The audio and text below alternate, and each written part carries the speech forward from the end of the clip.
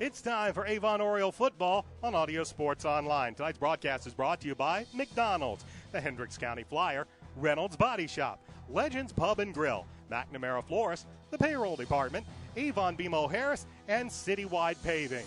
Avon High School football is an AudioSportsOnline.com production.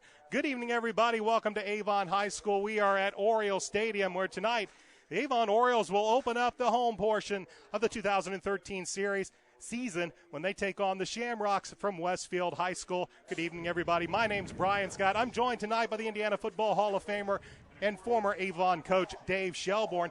Orioles looking to bounce back after a loss last week. They went on the road to play the Hamilton Southeastern Royals, and they came home with a loss by the score of 28-7. For Avon, pretty simple. They were able to move the ball up and down the field, but they couldn't capitalize and put it in for scores. In the meantime, Hamilton Southeastern, behind senior quarterback Tyler Janney, who was responsible for all four of their touchdowns, 2 on the ground and 2 through the air, came away with a season-opening win. Tonight, the Orioles take on the Westfield Shamrocks. Westfield coming off of a victory last week by the score of 42-13, and they are a tough foe. They are currently ranked number 12 in Class 5A. Take that for what it's worth, with many of the 5A schools moving up to 6A.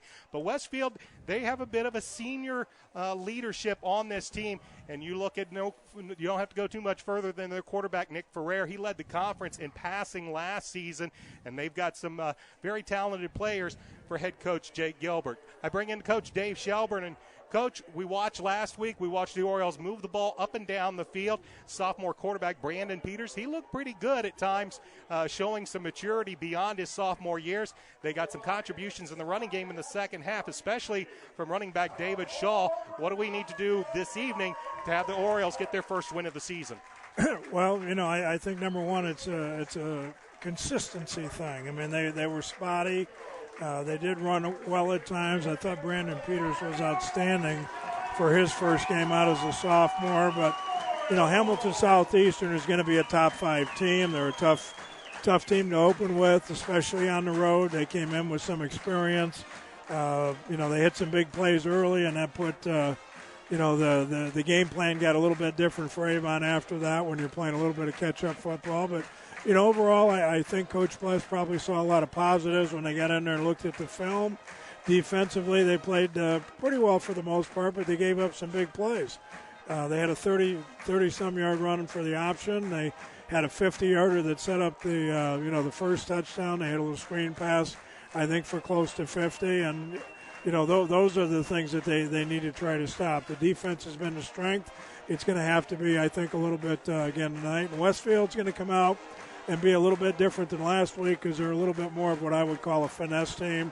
They'll throw the ball around. They're in 3 wides all the time, and I don't think they're as good up front as Southeastern was. Last week, Brandon Peters, he was 14 of 23 for 180 yards, 1 touchdown, 1 pick. His athletic ability and his elusiveness, very impressive, as he was able to avoid, I would say 5 or 6 times in that game, several sacks. Also showing some excellent arm strength, as quite often he was overthrowing his receivers, and those were 45 yards down the field. Also doing a very good job throwing against his body, going to his left.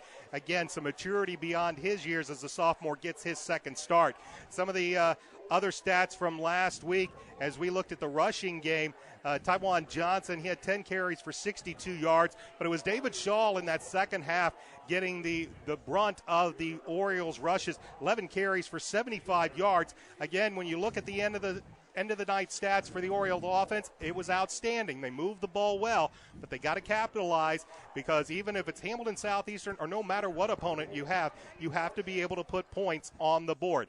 Defensively for Hamilton Southeastern, as Coach mentioned, did a fair job against Hamilton Southeastern. Tyler Janney responsible for 4 touchdowns, 2 of them on the run, and 2 of them because of excellent defense in the secondary and getting pressure up the middle that caused him to be flushed out. This evening, they'll have to work against the Westfield spread. Westfield, again, 1-0 under head coach Jake Gilbert this season. He's 9-13 in his third year at the helm of the Westfield Shamrocks. Meanwhile, Coach Mark Bless, he's 26-12 in his fourth year at Avon and a record of 175-79 in his 24th year overall. Over the last 15 years, boy, this series has been one-sided in favor of the Avon Orioles. 12-1 in these matchups, but that includes a win last year. Again, kind of iffy down in the fourth quarter. Orioles pulled it out 24-20. For the Westfield Shamrocks, it really comes down to defense. This team can put it up with the best of them. They run a spread offense. They'll put a lot of points on the board. For Jake Gilbert, it really is going to come down to defense.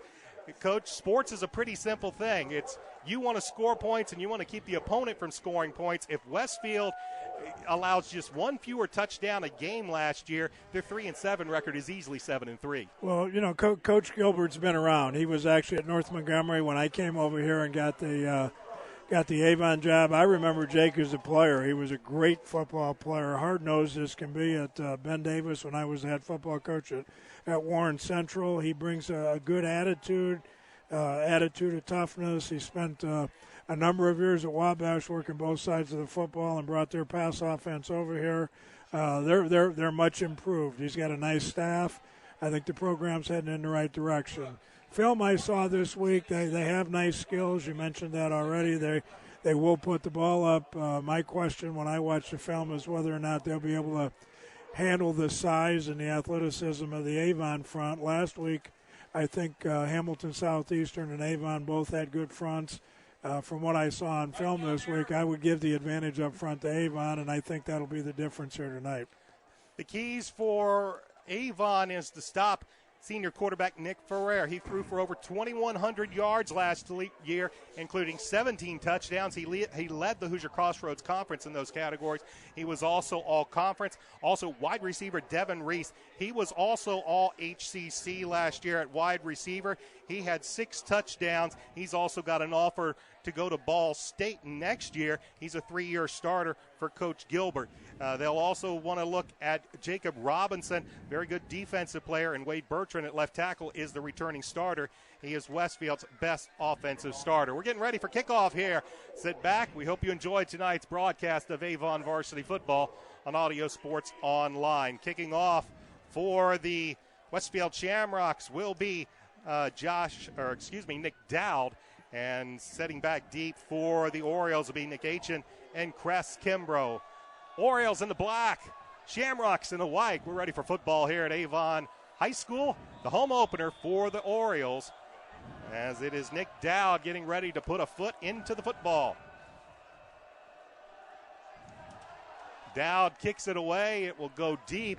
Aitchen will take it at his 6, up to the 10, to the 15, to the 20, 25, and he will finally be brought down at around the 28-yard line. Let's give you the starting lineup for the Avon Orioles. They run a multiple I. On the offensive line, Angelo Allen, Ross Carter, Jake Higginbotham, Zach Ryan, and Ryan Willis. The tight end is Matt Moore. The flanker is Cress Kimbrough. Sam Bloom is the split end. The tailback is Tywan Johnson, and again getting the start is the 6'4", 185-pound sophomore quarterback Brandon Peters. As the Orioles set up shop, they will spot it just outside the 30-yard line, and that is where the Orioles will begin the first drive of the football game. Now running an I backfield, Shane Delahaye getting the start at fullback. He ran a lot in the second half in that game against Hamilton Southeastern. And Peters, not sure if he was going to go for a play-action pass, but it looks like he tripped on the center. They definitely were. That was supposed to be a play-action pass. They had all 3 receivers going deep. I also noticed it looks like Nick Aitchen starting out there tonight for Sam Bloom. So I'm not sure if Sam is hurt or, what's going on. But Nick Aitchen, who ran the kickoff back, is out there as a starting wideout tonight. The loss of about 3 back to the Oriole 27-yard line. That'll set up second down and 13. Just underway here at Oriole Stadium. Cress Kimbrough is the wide receiver to the near side. Delahaye and Johnson in an I behind The quarterback, Brandon Peters, play action pass. Peters gets pressured. He runs out of the pocket, looks to his right. Now he'll keep it to the 30, up to the 35, and finally run out of bounds just beyond the 35-yard line. Good pressure up the middle by the Shamrocks. But as we saw last week, good elusiveness by the quarterback, Brandon Peters. Well, that's the thing we noticed last week. And, if you know Brandon has one of those just real kind of even-keeled temperaments. He doesn't get too excited when things go well. He doesn't get too down when things don't. He showed great ability last week to avoid the rush. There were 4 or 5 times last week when it looked like he could have or should have been sacked, and he was able to maintain, stay on his feet, and make the big throw or run for a few yards when it looked like he could have ended up with a loss, and he had that same play out here on that last play tonight. It's a 7-yard pickup, but it brings up 3rd down and 7 for the Orioles. Shamrocks looking to get on a 3-and-out here in the opening series. Peters takes the shotgun snap, drops back to pass. Good coverage downfield, makes a reverse cut. Still looking downfield, throwing to his left, fires it out. He has Kimbrough inside the Shamrocks 48 down to the 44. A first down on a big play by the Orioles. And, Coach, we saw that all last week, coming to his left and throwing a nice ball. Well, lots of good things happen there. The offensive line, a lot of times you'll see them block for a couple of seconds and then give up, but they stayed with their men. The receivers got downfield. They were covered initially. They worked to get open, and Crest did a nice job getting open. And Brandon, of course, and it shows because he's a quarterback. He avoided the rush again, rolled to his right, and threw that ball about 30 yards downfield, running to his left, which is a very difficult throw for a right-hander. Delahaye and Johnson and I, as it is Sam Blue, the split out wide right. Here's Johnson with a give up the middle. He's going to be met by the interior of that Shamrock line and brought down. Looked like Keontae Crawford might have got him. The Shamrocks run a base about something like a 4-3 across the defensive line. Jacob Robinson, Keontae Crawford, Danny Lieb, and Nick Krieg. The linebackers at Sam, Josh Beard. The Mike linebackers, Mitch Turley. And the weak side linebacker, Matt Krupe. The corners, Turner Edwards and Adam Horke. And the safeties, Jay Simons and Luke Peters. It'll be 2nd down and 9 after the gain of 1 by Johnson. 9:57 left to go, opening quarter. No score here at Oriole Stadium. As Delahaye and Johnson once again in an eye behind quarterback Brandon Peters. He'll look this time over a 5-down front. Here's Johnson. He's given to the left side and nothing doing as he is met, stood up, and driven back about a yard as the tackle made by Nick Krieg.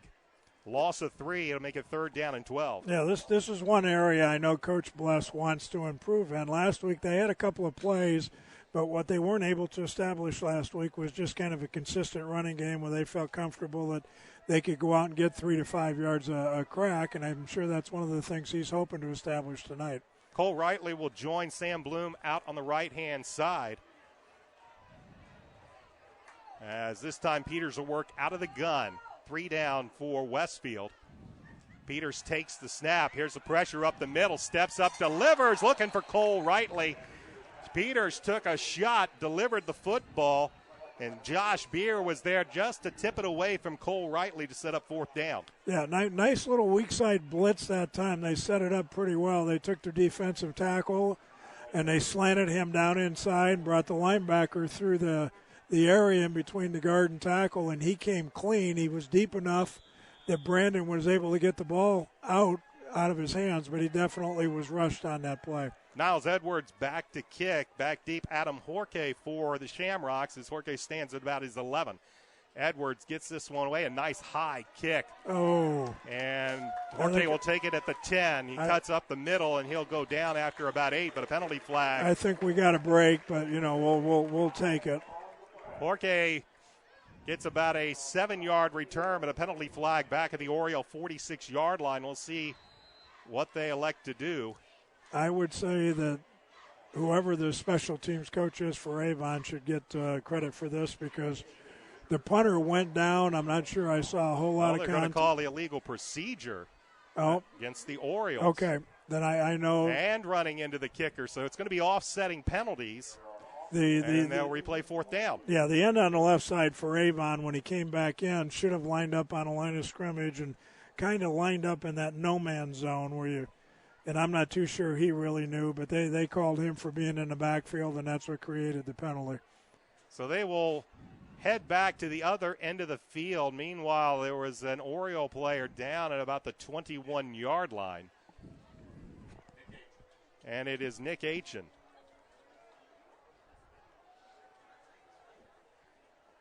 So they will march back. You can see all the Oriole staff dressed in pink tonight.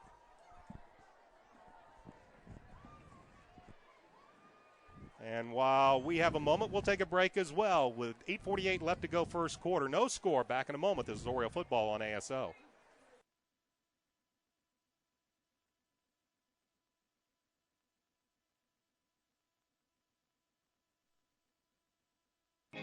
Right now at all Avon and Brownsburg McDonald's, you can score a free medium fry and free medium drink with a purchase of any Quarter Pounder sandwich. This would include the new Quarter Pounder line of sandwiches as well. That's a free medium fry and drink with a purchase of any Quarter Pounder sandwich at all Avon and Brownsburg McDonald's, proud sponsors of the McDonald's Hendricks County Sports Show. Nick Aitchen walked off the field under his own power as Niles Edwards gets set to kick this one away once again to Adam Horke as they'll respot the ball at the Westfield 46. Edwards gets the kick, a high kick. Horke will let it go over his head. It'll take a bounce and end into the end zone, and that will be a touchback. So Orioles turned away on their first series. Now it'll be time for the Shamrocks. They run a spread offense, and they'll be led by a 6'4", 200-pound senior Nick Ferrer at quarterback. Their offensive starters across the line, Zane Bertrand, Ryan Pape, Danny Levy, Anthony Doherty, and Renzo Alvarez. They run a spread. The three wide receivers are Milo Beam, Cole McCrary, and Devin Reece. Ben Lotfalian is the H-back. The running back is Frank Grimes, and again, the quarterback is Nick Ferrer as the Shamrocks set up for their first offensive series in this contest, and they'll put three men in the backfield, and they'll bring an H-back in motion. Ferrer will drop back to pass, looks, fires over the middle, has his man at the 32, to the 40. This is Grimes, to the 50, to the 40, down to the 30, to the 20, and he will finally be knocked out of bounds at the 10-yard line. Frank Grimes ran the seam route. Nick Ferrer caught him in stride, and Grimes does the rest to get deep into Oriole territory. Well, that's an old wing T play, and, that's not something they've shown in the past. Came out and ran a little play-action pass. Not positive, but they might have been short-sighted, unbalanced over there. And after the fake, he kind of snuck down the middle of the field, and I'm not sure that Avon was prepared for that. I didn't see that in the film study from last week, and I'm not sure if that's something that they've run in the past, and you can tell they got caught a little bit on the first play. It's time. Ferrer out of the gun, has a man to his left. They go jumbo left-right. Take the snap. Oh, this is a direct snap as they snap the ball directly into the hands. That's the quarterback, I believe. Might have been Jacob Robertson. I thought it was number 30.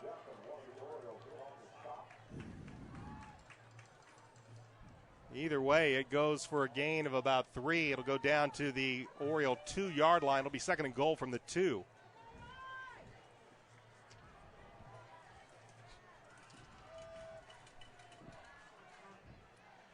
Here is the snap and going straight ahead.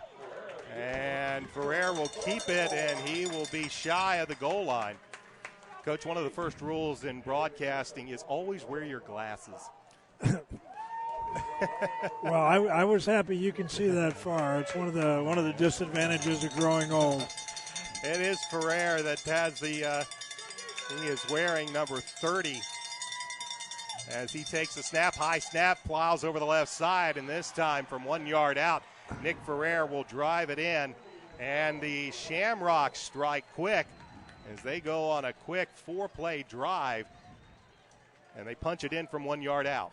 Well, this is the thing that needs to be fixed right now. Avon plays very solid defense, but what's hurt them in the first game and, on the first drive here tonight is the big play. I mean, they got down here to the 3-yard line, and they made them take 3 plays to score it down here, but it was the big play that set up the easy score on the easy drive. So it's, stopping that big play right now is the priority for the Avon defense. Nick Dowd with a point after. It is low, but it gets through. And with 7:19 left to go in the opening quarter, Westfield has a 7-0 lead. This is Oriole football on ASO. Reynolds Body Shop is a proud sponsor of Avon football broadcast. They are conveniently located at 4325 West Washington Street in Indianapolis, just 4 stoplights east of 465. Their phone is 317-243-2372, and they are open Monday through Friday from 7:30 a.m. to 5 p.m. Reynolds has been family-owned and operated for 30 years, specializing in collision repair. Reynolds Body Shop is also an insurance work specialist. Learn more about them on the web at www.reynoldsbodyshop.com.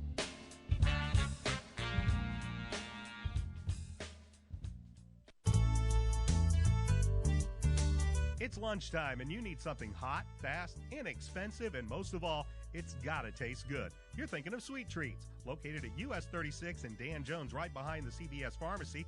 Choose from their lunch menu a Pub House Ale battered fish combo, Philly steak, or the giant tenderloin and fries combo, followed by a wide selection of desserts that includes ice cream and cupcakes. In a hurry, use the drive-thru or call ahead at 272-0100. Sweet Treats at US 36 and Dan Jones in Avon. Nick Ferrer caps off a 4-play, 80-yard drive, takes 2 minutes and 26 seconds. He punches it in from 1 yard out, and the Shamrocks hold an early 7-0 lead with 7:19 left to go in the opening quarter. Once again, Coach, just like it was against last week at Hamilton Southeastern, the defense giving up the big play. Right, and that's the thing that has to be stopped. Last week, if they ran 60 plays, we played pretty good defense for 55 of them, but the 5 big plays are, what hurt you. And, tonight, basically the same thing happened. So I'm sure they'll fix it.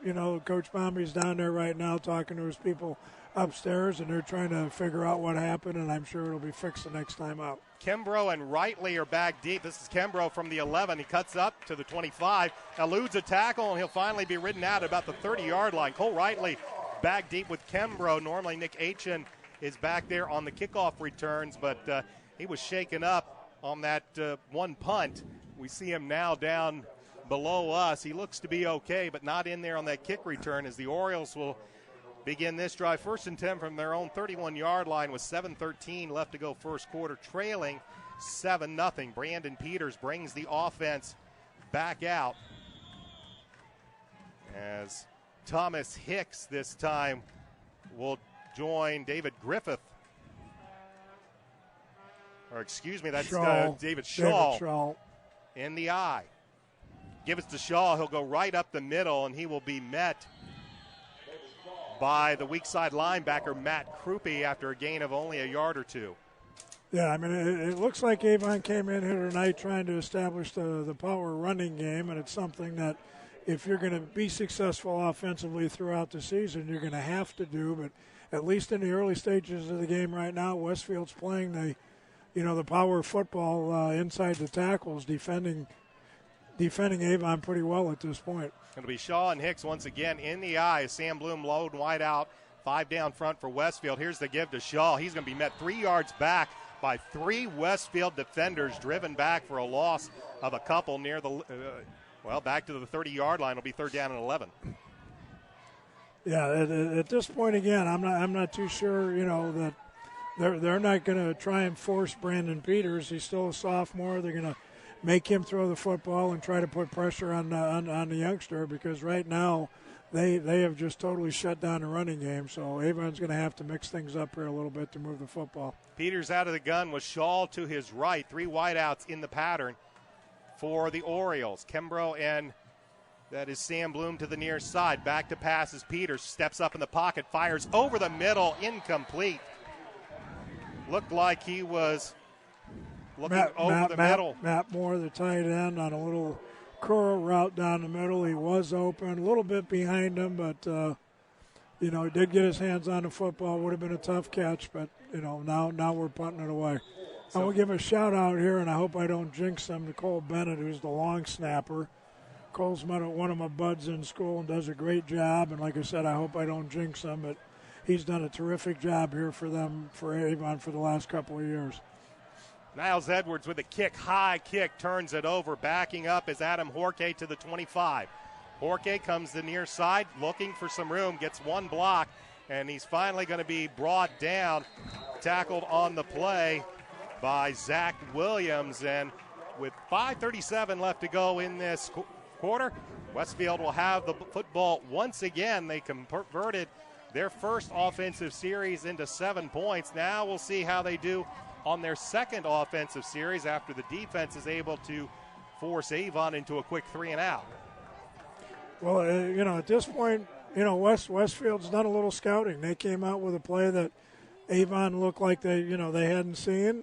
Defensively, they've taken away everything at this point that Avon's tried to throw at them. So, right now I'm sure offensively they're trying to come up with something to be able to move the football. Nick Ferrer is back deep, and we're going to change that touchdown because it was not Ferrer that brought it in.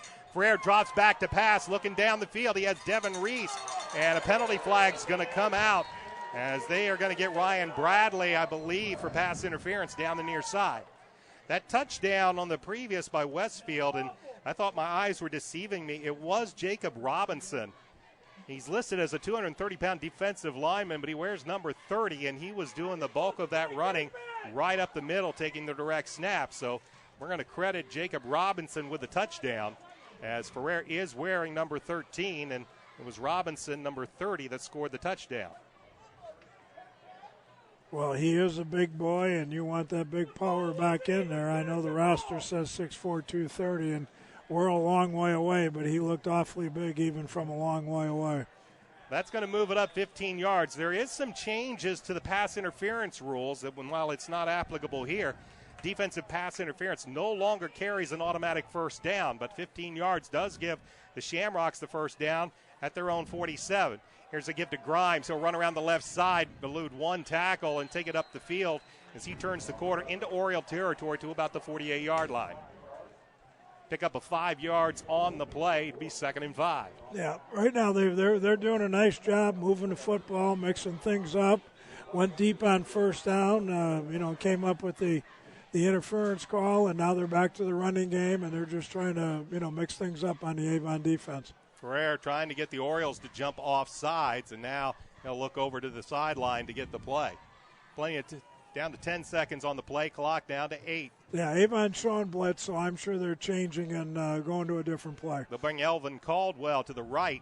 Here's a give to Grimes. Grimes looks for some room on the right, turns the corner, gets up to down to the 40, down to the 35-yard line before he is finally ridden out of bounds by Gabe Laxton's. It's going to be a pickup of about 10 yards down to the Oriole 35-yard line, 1st and 10 for the Shamrocks. Yeah, great penetration that time by left end Joe Belden. He got so far upfield and beat his man that his man decided to hang on for dear life and try to prevent that penetration. He did get caught, so they're going to move the ball back here for Westfield, and that's an advantage. Avon's got to take advantage of this right now. I did not see the flag, but it's on the other side of the 50-yard line. So this is going to be a costly penalty against the Shamrocks, as it occurred behind the line of scrimmage, and they'll mark it back from there. So what would have been 1st and 10 for Westfield at around the Oriole 35-yard line is going to be 2nd down and about 17 yards to go for the Shamrocks from their own 40-yard line with 4:39 left to go. Opening quarter, the Shamrocks hold a 7-0 lead. Along with the coach Dave Shelbourne, I'm Brian Scott. Second drive of the game for the Shamrocks is Ferrer in the pistol, gives it to Grimes. Grimes looks for some room around the right side, up to the 40, down to the 50, and Gabe Laxton's will finally drag him down at around the Oriole 46-yard line. Another strong run by the 6'2", 189-pound senior running back Frank Grimes. Yeah, nice read by the back as well. Little counter action. They tried to make it look like power left and ended up being cut back to the right side. No huddle now for Westfield. Once again, the gives to Grimes. He'll look for some room up the middle. He is going to be met and driven down by the 6'4", 255-pound senior defensive tackle, Mac Duffin. That's going to bring up 4th down. Yeah, good play. They tried to quick snap it there a little bit, try to catch Avon unprepared, but they were ready. Midfield here, because they have 4th and 2, they're going to very wisely, I feel, try to punt the ball down and play some field position football. David Griffith and Ryan Bradley will drop deep. And back to punt will be Josh Estridge for the Shamrocks, as Bradley playing up a little bit. Might be playing a little punt safe here, but Estridge will kick it away. He'll kick it into the right side, and taking the fair catch at the 15 is Griffith, and that's where the Orioles have set up shop. 3:30 left to go in the first quarter. Back in a moment. This is Oriole football on ASO. Legends Pub and Grill is located at 1100 North State Road 267 in Avon. They're open Monday through Saturday from 11 a.m. to 3 a.m. and on Sunday from noon to midnight. They're Indy's West Side hotspot, having a DJ and dancing on Saturday nights. For more information, check Legends Pub and Grill out on Facebook or call 272-9040.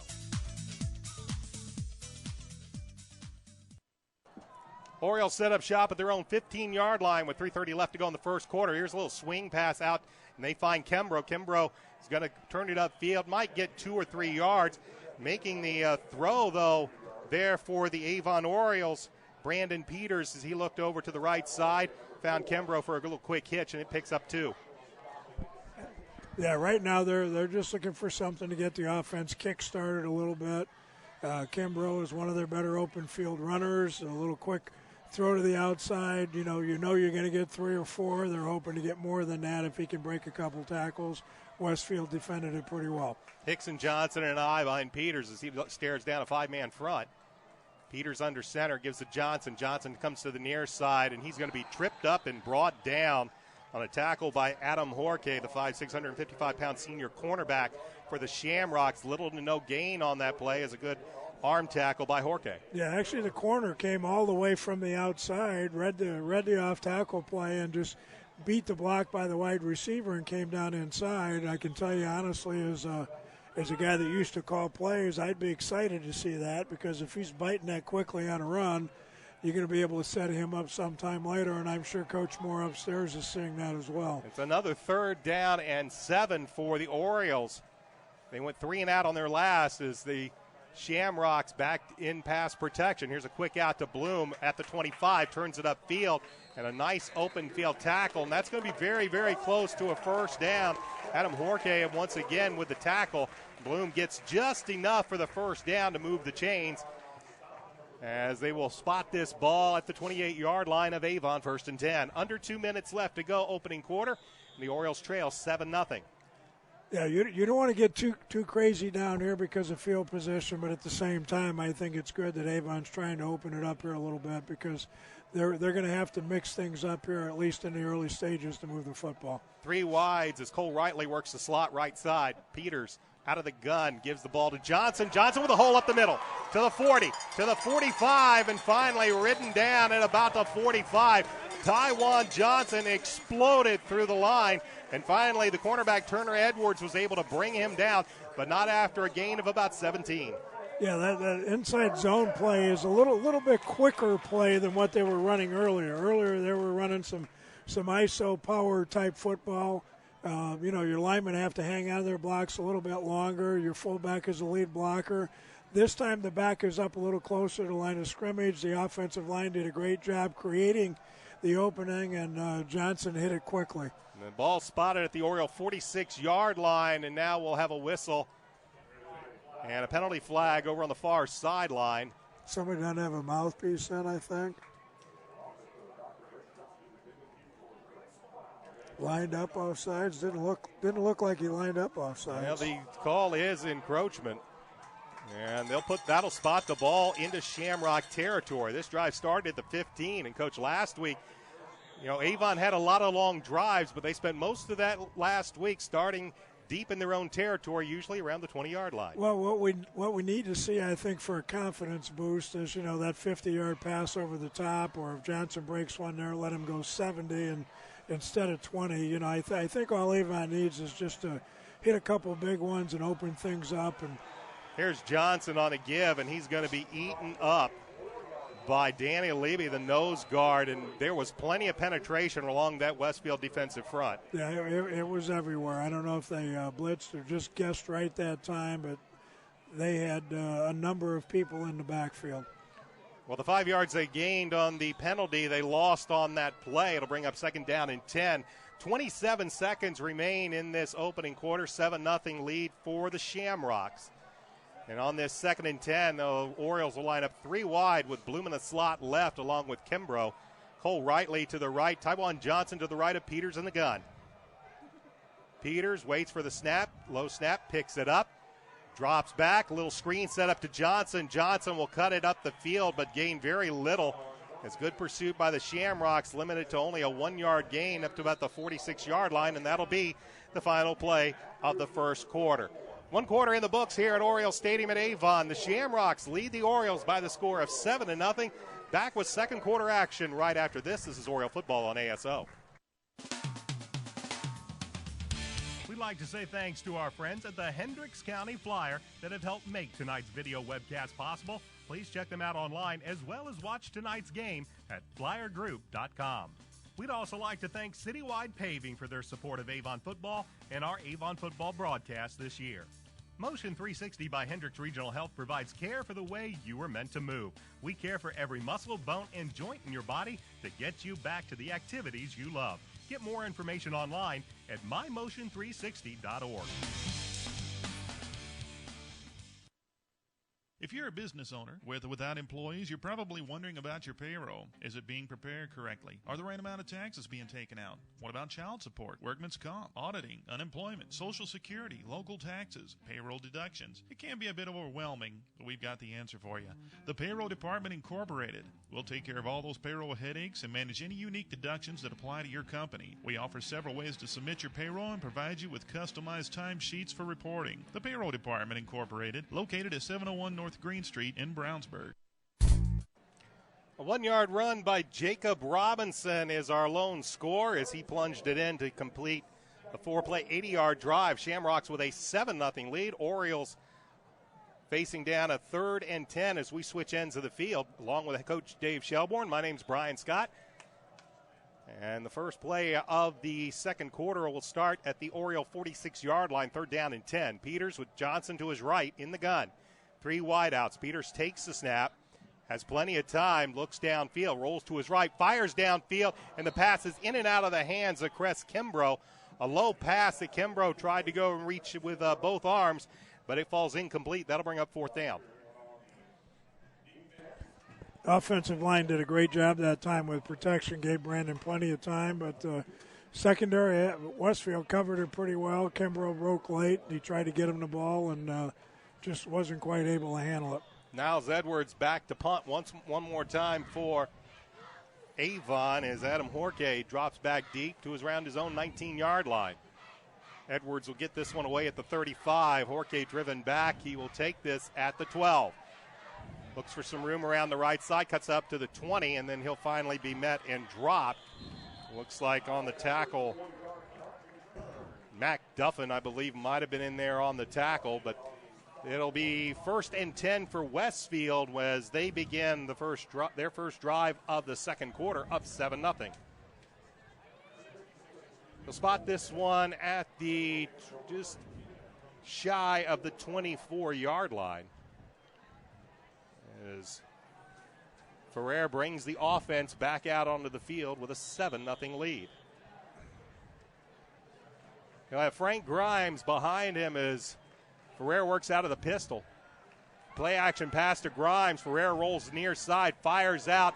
Pass is complete and immediately dropped. And a penalty flag comes in late. Gabe Laxton's on the hit of Cole McCrary. And a penalty flag was thrown late by the referee. That's about the 21-yard line. Yeah, usually a late hit. Personal foul. Roughing the passer, so tack on 15 more yards after the play. As McCrary had taken the ball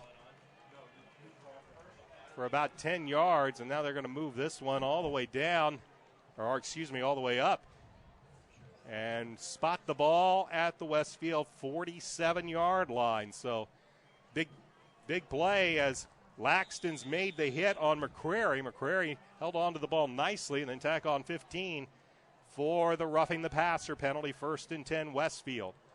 That's McCrary in motion. Here's Ferrer, gives to Grimes. Grimes looks for some room around the right side, and he'll finally be brought down.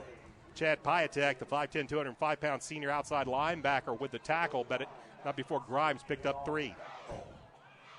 Yeah, I see Avon's got Ryan Kelly in there at middle linebacker also, so they're making some changes. I'm not sure that I've seen any injuries, but it looks like they're trying to shake things up here a little bit. So Ferrer out of the pistol has 4 wideouts, 3 to the right. Grimes behind Ferrer. Once again, McCrary in motion. Play action pass. Here's Ferrer, drops out, finds McCrary at the 50 to the 40 and outside the 45. Gabe Laxton lays a hit, but McCrary with a nice run. They just kind of brought him in motion. He came across on a little drag route and a nice play by Ferrer. Yeah, a little bootleg type play, waggle. A lot of people call it, fake the running play to the right side and then roll out to the left opposite the action. You're trying to get the linebackers to run opposite and create the opening, which they did with the fullback wide open in the flat. So that'll take the ball down to the Oriole 32-yard line. 1st and 10 Westfield. Clock says 10:44. Here's a give to Grimes, looking for some running room around the right corner. Cuts it up to the 20, to the 15, to the 10. And he's finally going to be tackled and knocked out of bounds by Andrew Griffin. But not before Westfield will have a 1st and goal at the 7-yard line. Yeah, good tackle. Andrew Griffin is the 4th of a family of great athletes. Katie at Purdue playing volleyball. Kendall at Wright State playing basketball. Rachel, senior, who I believe is going to Indiana State, and Andrews, the 4th. He's a sophomore defensive back. Elvin Caldwell is the tailback behind Ferrer. He'll get the give right up the middle, and he'll hit a host of black-shirted Oriole defenders and pick up maybe a yard down to about the 6-yard line.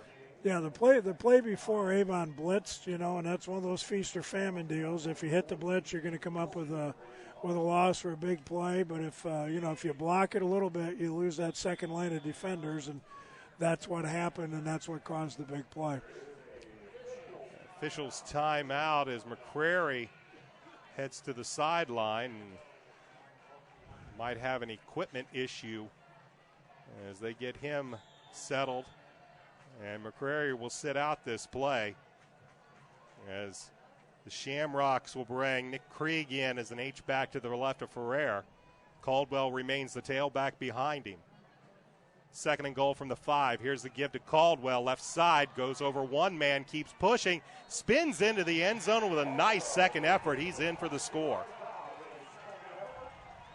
Alvin Caldwell from 5 yards out tacks on the second Shamrock touchdown. And it's now 13-0 in favor of Westfield.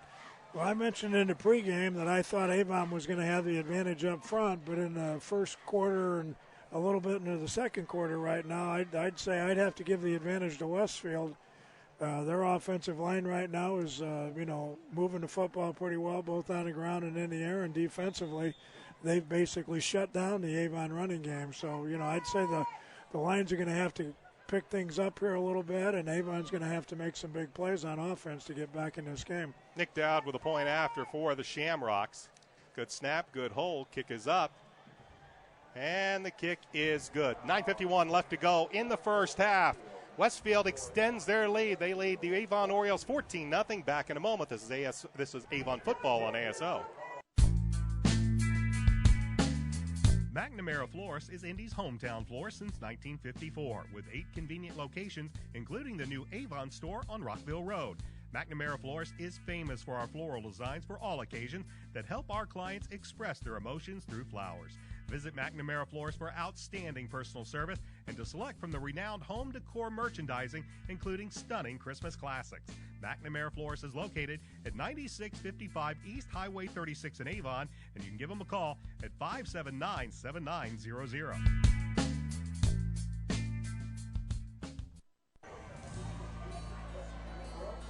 Did you know that Nelson Jewelers in Brownsburg has been serving Hendricks County and the west side of Indianapolis with an extensive selection of finer diamonds and gemstones since 1958?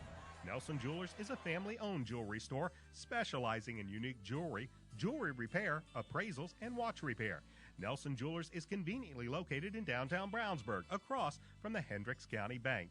Visit Nelson Jewelers for all your jewelry needs at 22 East Main Street in Brownsburg and online at www.nelsonjewelers.com. Nelson Jewelers, a little out of the way, very much out of the ordinary.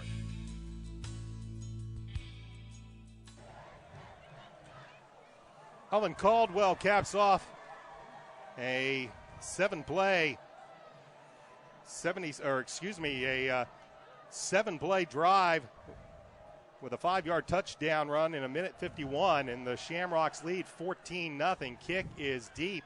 It'll be taken, I believe, by Ryan Griffith at the 9, and he will be ridden out of bounds at about. It is Ryan Bradley who actually returned that one of the up men, and he takes it out to the Oriole 25-yard line, and now Avon down 2 touchdowns with 9:47 left to go in the first half, looking for some offensive positives. Well, they need to put together a drive. They've struggled running the football here as much as they probably don't want to. They're going to have to open things up here a little bit, try to attack on the outside, try to throw the ball a little bit more early in the series, first and second down. They're in shotgun here on first down. Bloom and Kimbrough to the near side. Peters in the gun, flanked left and right. Low snap, fakes the handoff, now will roll out to the right, looking for some room. Here comes the pressure, spins and makes something out of nothing. Good defense in the secondary by the Shamrocks, and Brandon Peters turns nothing into 5 yards. Yeah, it was, they put pressure on him early, so it looked like somebody missed the block. The routes were deep routes. There was nobody in the underneath zone, and I think you hit the nail on the head. I mean, he got something out of nothing there because the receivers were covered and the protection was not as good as it needs to be. Kimbrough and Rightly to the far side. Bloom to the near side. Shaw to the right of Peters in the gun, looking over a 4-man front. It'll be Shaw with a run right up the middle in some backside pursuit. And running down David Shaw was Cam Shaw, 6'2", 210-pound senior defensive end, to make it just a short gain of about 1.5 yards. Shaw with some great pursuit, came down the line, was able to catch David Shaw from behind and limit the gain to only about 1.5 yards. That'll bring up third down and about a long 4. Yeah, this is one of those situations. Avon's going to have to start converting these. These are the ones that keep the drive alive, and these are the ones that give you some confidence with your offense, and that certainly helps. That does help, as jumping was Keontae Crawford, the defensive tackle, and what was 3rd and 4. It will give the Orioles a cheap first down, and for a team looking for some ways to move the chains, that's not one that head coach Jake Gilbert would like to that's not a way he'd like to give the Orioles a first down. No, especially, all the momentum right now is with Westfield, and what they're looking for right now is a 3 and out, and they could have had that if they'd have made that stop, but giving up the first down, it keeps Avon alive here offensively. Clock moving, 8:05 left to go first half, 14-0 Westfield. Peters, delayed draw, gives it up the middle. Here's Shaw to the 45, down to the 45 of the Shamrocks, and all the way down to the 41-yard line. Nice little delayed draw. Peters dropped back, put a foot back, and then put it right in the belly of Shaw, and he rumbles down into Shamrock territory. Yeah, good play, well blocked. Want to give a little credit to the offensive line. They created some openings. Very nice fake by Brandon Peters on the play, and a good lead block by the other back. I'm not sure, I didn't catch who it was, but he hit that line of scrimmage with a full head of steam and picked up the big play. Shane Delahaye in at the fullback along with David Shaw at tailback. This time Peters will go under center. The give is to Shaw, looks for some room around the right side. Will pick up maybe 1 yard or 2 before he is brought down. Josh Beer in on the play, as well as Cam Shaw. It's a pickup of about 3. It'll bring up 2nd and 7. Yeah, it's not going to be too long. You're going to see a fake off tackle, and they're going to go deep to one of the wideouts. The corners are starting to get very involved in a running game. Came off the corner again and helped out on the tackle. I saw the wide receiver actually saying something to the coaches on the sideline. So I'd say sooner or later here you're going to see that play. Dillahay and Shaw this time flank Peters in the gun.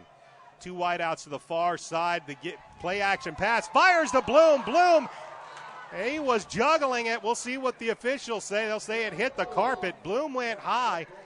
He was being tackled by the weak side linebacker, Matt Krupe, and juggled the ball, and the back judge says the ball hit the carpet, and that'll bring up 3rd and 7. Yeah, good call, a little play action, a little seam route by the inside receiver. He's going down and just trying to find a little opening in between the linebackers and the secondary. He found it. Brandon got him the ball, but a good defensive play shook it loose, so it's an incompletion instead of a completion. Same formation with Kimbrough and Bloom out to the far side. There is Peters, drops back, steps up in the pocket, now rolls to his left. Fires, has Sam Bloom wide open at the 30. Sam makes a move inside the 25 down to the 23-yard line. Bloom was all alone on that sideline, and he camped out just about a yard beyond the yard to gain marker. And it's a 1st down, and they move the chains for Avon. Yeah, Brandon Peters did again that, I think uncoachable thing. He just has a knack.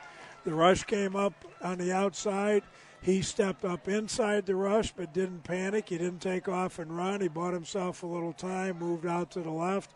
It gave Sam a chance to get open. And, again, running to his left, he made a big-time throw for a 1st down. High backfield behind Peters. The give is to Shaw, and might have lost the football. Not a good exchange between Peters and Shaw. And fortunately for the Orioles, a black-clad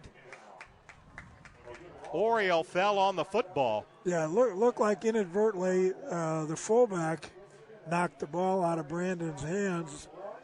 He needs to stomach that ball a little bit more, and I'm not sure if the fullback was on the wrong path, but that's what caused the ball to be on the ground, and I think that's what happened there. Avon was very fortunate to come away with the ball.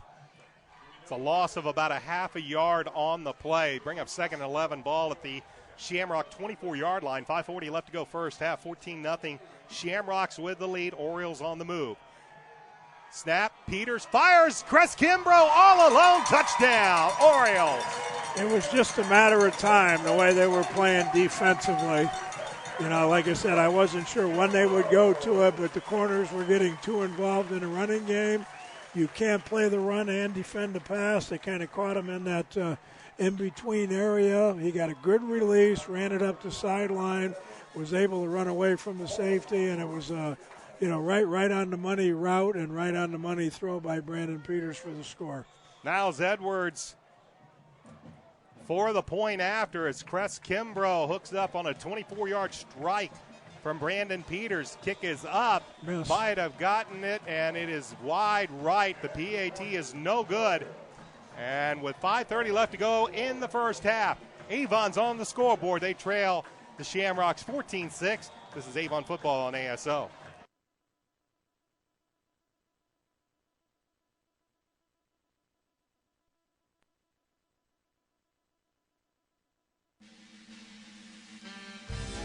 Attention coaches, scout leaders, churches, and car clubs. You're looking for a place to meet on Saturdays and Sundays, right? Well, Sweet Treats in Avon is it. Located at US 36 and Dan Jones, Sweet Treats is open Saturdays from 11 a.m. to 10 p.m. and on Sunday from 11 a.m. to 5 p.m. For any get-together, to have a hot meal, or just to satisfy that sweet tooth we all have now and then. Contact them today at 272-0100. Right behind CVS Pharmacy, it's Sweet Treats in Avon.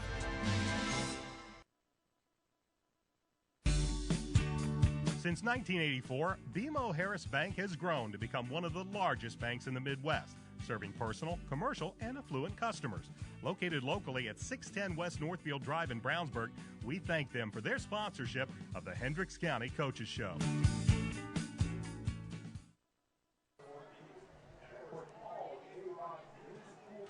Avon Orioles put 6 points on the board with the point after being no good, but they cap off an 8-play, 75-yard drive, and they do so in 4 minutes and 17 seconds. Brandon Peters to Cress Kimbrough from 24 yards out. Point after's no good, and his coach is just shaking his head. You never like to see those missed point afters. That puts the Orioles now down by 8, They trail 14-6. Well, hopefully it won't matter, but it does change your game planning. And, at least from this point of view, somebody came inside on the left side. So somebody is going to get coached up in the morning, and hopefully it won't make a whole lot of difference tonight. But, Avon got back on the board. They picked up their confidence. They made a couple big plays to keep that drive alive, and obviously big touchdown play puts them back in the game. Devin Reece is back deep. This ball will bounce, and they'll let it go out of bounds. Unfortunate bounce there. The kick was short and just took a sideways hop out of bounds at the 13. So Shamrocks are going to end up with good field position with 5 minutes and 30 seconds left to go in the first half, up by 8. And, of course, both teams with all 3 of their timeouts remaining. Yeah, very, very important drive here right now. I mean, if Westfield can come back and drive it down and put up any points at all, whether it be a field goal or a touchdown, the momentum that they've had most of the half will carry into halftime. It's very important for Avon right now to come up with a 3-and-out. It would be nice if they could get a 3-and-out and Avon could bring it back down the field and score and try to even this game up. But this series right now, these 3 plays right now, I think will kind of set the tone for the halftime talks by both head coaches. They'll start this drive at their own 35-yard line. 5 minutes, 30 seconds left to go. Frank Grimes, play action pass by Ferrer. Fires to the right side, has McCrary at the 40, up to about the 41-yard line before he is ridden out of bounds by Zach Williams. A pickup of about 5-6 yards on the play. Hurry-up offense right now by the Shamrocks. As Ferrer will have Grimes coming to the near side as Devin Reece is a wideout. He's defended by Gabe Laxton, who's backing up. Ferrer with the snap, gives it to Grimes. Grimes looks for some room up the middle, and coming in from his inside linebacker position, Zach Williams meets Grimes in the hole. Grimes might get a yard, but it's going to bring up 3rd down. It'll bring up 3rd and 2. 3rd and maybe a long too short 3 for the Westfield Shamrocks. They will hurry up to the line of scrimmage as Grimes once again behind Ferrer in the pistol, looking over a 4-man front. Ferrer, play action pass, rolls to the near side. Here comes the defense, and he'll go down at around the 31-yard line as a whole host of Oriole defenders swamps Ferrer back for a big loss, and that'll bring up 4th down.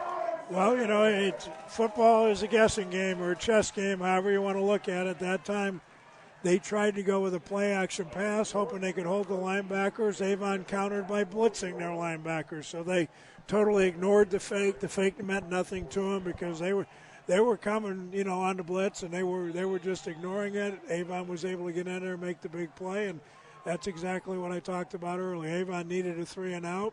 They've got a little momentum. That was one of the few times this half that I actually saw some of the Avon players showing some emotion after the big play, and hopefully when they get the ball back here, it'll carry over to the offense. Estridge back to punt.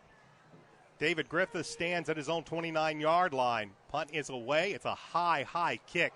Griffith will call for a fair catch at the 27-yard line, and that is where the Orioles will take over with 3 minutes and 21 seconds remaining in this first half. They trail the Shamrocks 14-6. But for Coach Mark Bless, he has 3 timeouts in a pocket, plenty of time to get the ball down the field before the half. Yeah, very, very important drive again. Just, morale, confidence, chemistry, whatever you want to say right now. Avon's been a little out of sync this entire half. The last drive they put some things together and looked a lot better offensively.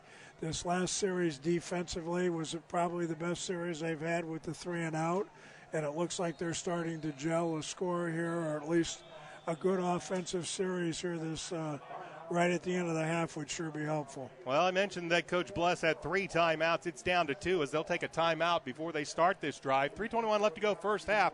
Orioles trail the Shamrocks 14-6. This is Oriole football on ASO. Right now at all Avon and Brownsburg McDonald's, you can score a free medium fry and free medium drink with a purchase of any Quarter Pounder sandwich. This would include the new Quarter Pounder line of sandwiches as well. That's a free medium fry and drink with a purchase of any Quarter Pounder sandwich at all Avon and Brownsburg McDonald's, proud sponsors of the McDonald's Hendricks County Sports Show.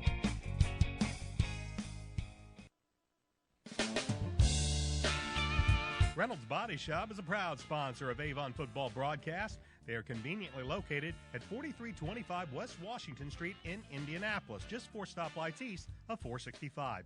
Their phone is 317-243-2372, and they are open Monday through Friday from 7:30 a.m. to 5 p.m. Reynolds has been family-owned and operated for 30 years, specializing in collision repair. Reynolds Body Shop is also an insurance work specialist. Learn more about them on the web at www.reynoldsbodyshop.com.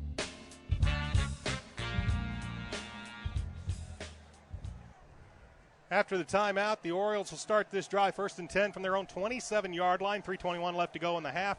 Orioles down by 8. Peters works out of the gun, flanked left and right, takes the snap, is looking downfield, fires, and Cole Rightley just continued going downfield. It was quite obvious Brandon Peters was expecting a different route. Yeah, I'm not sure if that's an option or a read route. You know, if he sees that he can't get deep, he's supposed to break it off, but it was obvious that that's what Brandon was expected.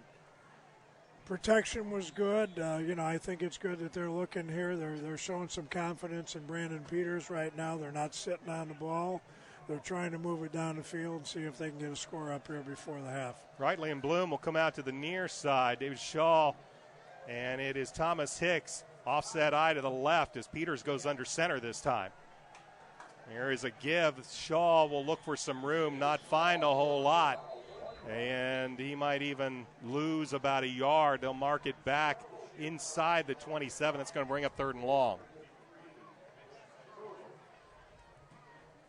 Yeah, tough situation here. This is a tough call.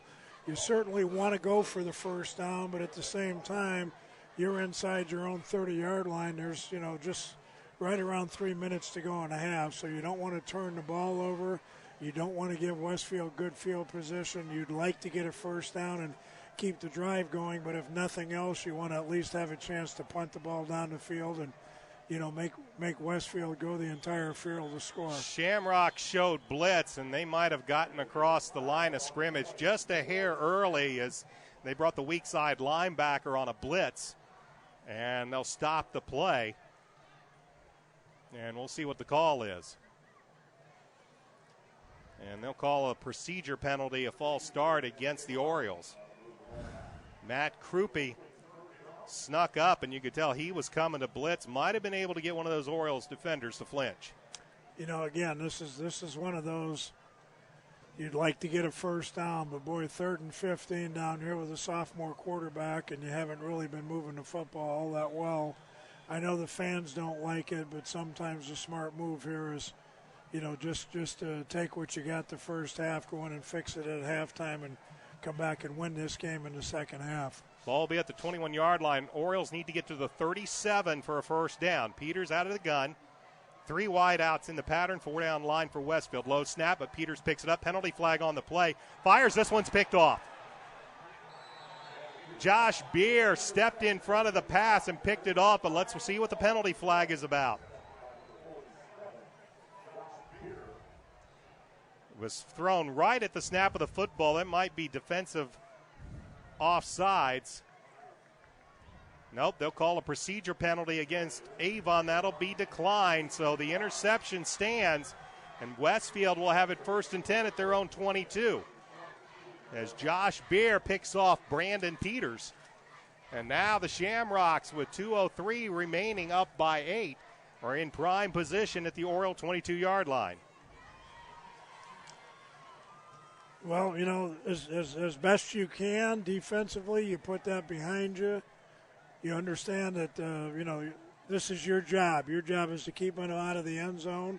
You're in a tough situation here, but it's imperative that you keep them out of the end zone here. And, it'd be nice if Avon could just turn it around and come up with a turnover of their own. So Ferrer Works out of the pistol, takes the snap, looks back, fires, fade route, looking in the end zone, throws that one a little high. Devin Reece trying to go up for it, and the big 6'3", 188-pound senior just a little bit too tall even for him.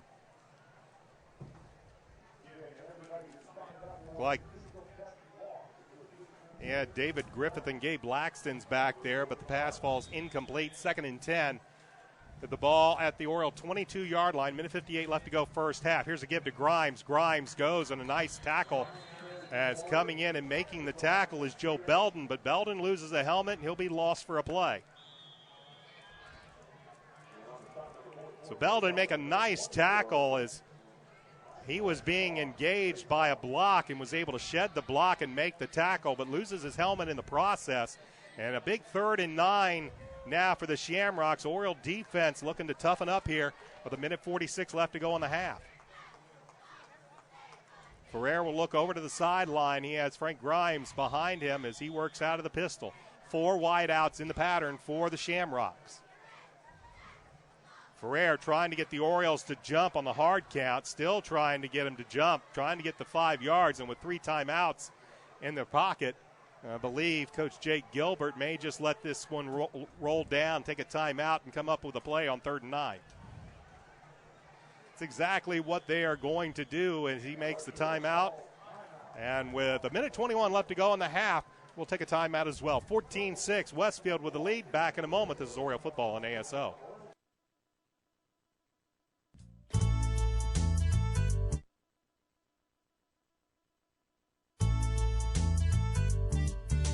It's lunchtime, and you need something hot, fast, inexpensive, and most of all, it's gotta taste good. You're thinking of Sweet Treats, located at US 36 and Dan Jones, right behind the CVS Pharmacy. Choose from their lunch menu a Pub House Ale battered fish combo, Philly steak, or the giant tenderloin and fries combo, followed by a wide selection of desserts that includes ice cream and cupcakes. In a hurry, use the drive-thru or call ahead at 272-0100. Sweet Treats at US 36 and Dan Jones in Avon. Nick Ferrer trying to get the Orioles offside to make a 3rd and 9, a 3rd and 4. Orioles managed to hold their ground, and that forces head coach Jake Gilbert to call the timeout. He still has 2 remaining, and it's 3rd down and 9 for Westfield.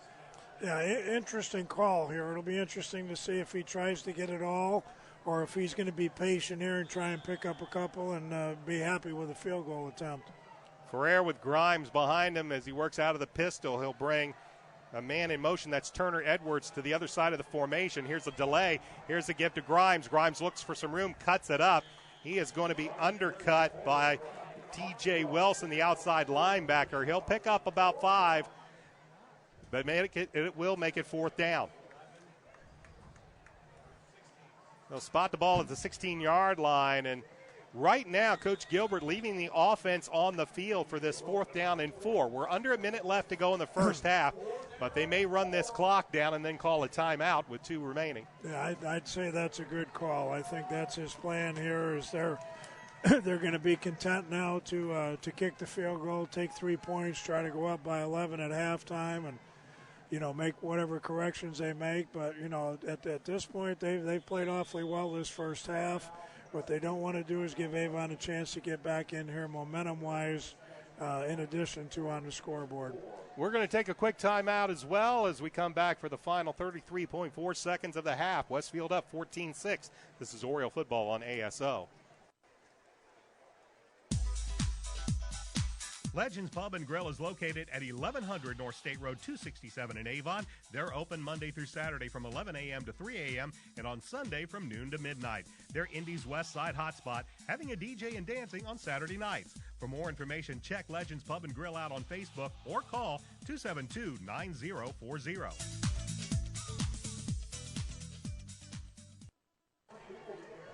33.4 seconds remain in this first half. Brian Scott along with Coach Dave Shelbourne. Westfield with a 14-6 lead. They got excellent field position on this drive after Josh Beer stepped in front of a Brandon Peters pass. But right now the Oriole defense hoping to deny here as Nick Dowd is on to attempt what looks to be about a 33-yard field goal from the right hash. Avon with 2 timeouts. We'll see if they elect to take one here, if they're just going to let Dowd go ahead and try this field goal. Good snap, good hold. The kick is up, and the kick is good from 34 yards out. Nick Dowd tacks on 3, and with 28.4 seconds remaining, it's Westfield 17, Avon 6. Back with the kick. Right after this is Oriole football on ASO. We'd like to say thanks to our friends at the Hendricks County Flyer that have helped make tonight's video webcast possible. Please check them out online as well as watch tonight's game at flyergroup.com. We'd also like to thank Citywide Paving for their support of Avon football and our Avon football broadcast this year. Motion 360 by Hendricks Regional Health provides care for the way you were meant to move. We care for every muscle, bone, and joint in your body to get you back to the activities you love. Get more information online at mymotion360.org.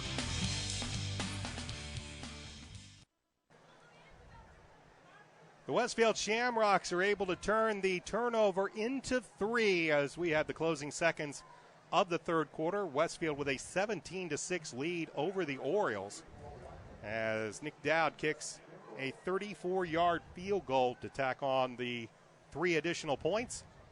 And Orioles looking for a big return here. They still have 2 timeouts remaining. And if they can get a big return here, we'll see what Coach Bless elects to do. As Nick Dowd set to kick this one away. Back deep, Nick Gaichin and Cress Kimbrough. No, excuse me, that's Cole Rightly. It'll be Kimbrough, and he's going to be forced into the end zone on a nice kick by Nick Dowd. And instead of getting a nice return, the Orioles will have to settle for starting this drive at the 20-yard line. And, Coach, is it a matter of just going into the locker room and see what you can do? Probably. When we say that, because Brandon Peters has shown he has got a gun. Last week against Hamilton Southeastern, he actually overthrew Cress Kimbrough on 2 passes. That ball traveled at least 45 yards in the air. Well, sometimes in a situation like this, you'll take a shot at the big one. You know, you just run a guy down the field, hope you catch him napping, and, you know, if it's covered, you just throw the ball away and then run the clock out after that. There's a give, and it's a fumble by Taiwan Johnson. They ran split backs. Johnson either was running before he had the football. Let's see what the call is. Westfield says they have it. Officials haven't really said, but right now the Oriole offense is on the field, so they'll say that it was recovered by Avon. It's a pickup of 5. Clock moves 14 seconds, and it may become moot. They may just allow this clock to wind down. We're under 7, and that is what is indeed going to happen. We're going to run out of time here in the first half. Westfield with 17 points on the board, and they'll go to the locker rooms leading the Avon Orioles by the score of 17-6. We'll be back in a few moments as Coach and I talk about the first half and some other random thoughts and the Oriole halftime show. This is Avon Football on Audio Sports Online.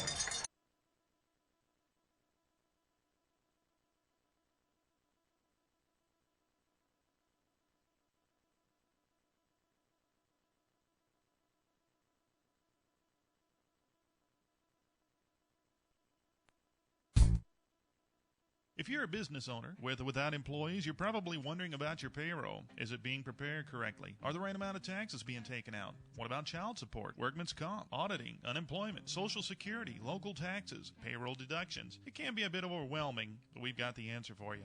The Payroll Department Incorporated. We'll take care of all those payroll headaches and manage any unique deductions that apply to your company. We offer several ways to submit your payroll and provide you with customized timesheets for reporting. The Payroll Department Incorporated, located at 701 North Green Street in Brownsburg. McNamara Florist is Indy's hometown florist since 1954, with 8 convenient locations, including the new Avon store on Rockville Road. McNamara Florist is famous for our floral designs for all occasions that help our clients express their emotions through flowers. Visit McNamara Florist for outstanding personal service and to select from the renowned home decor merchandising, including stunning Christmas classics. McNamara Florist is located at 9655 East Highway 36 in Avon, and you can give them a call at 579-7900.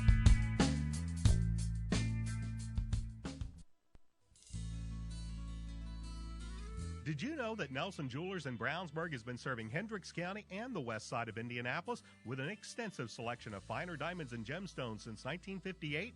Nelson Jewelers is a family-owned jewelry store specializing in unique jewelry, jewelry repair, appraisals, and watch repair. Nelson Jewelers is conveniently located in downtown Brownsburg, across from the Hendricks County Bank.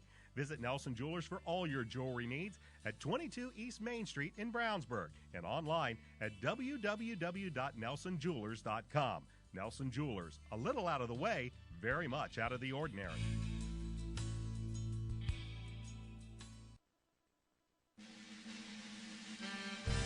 Attention coaches, scout leaders, churches, and car clubs. You're looking for a place to meet on Saturdays and Sundays, right? Well, Sweet Treats in Avon is it. Located at US 36 and Dan Jones, Sweet Treats is open Saturdays from 11 a.m. to 10 p.m. and on Sunday from 11 a.m. to 5 p.m. For any get-together, to have a hot meal, or just to satisfy that sweet tooth we all have now and then. Contact them today at 272-0100, right behind CVS Pharmacy. It's Sweet Treats in Avon.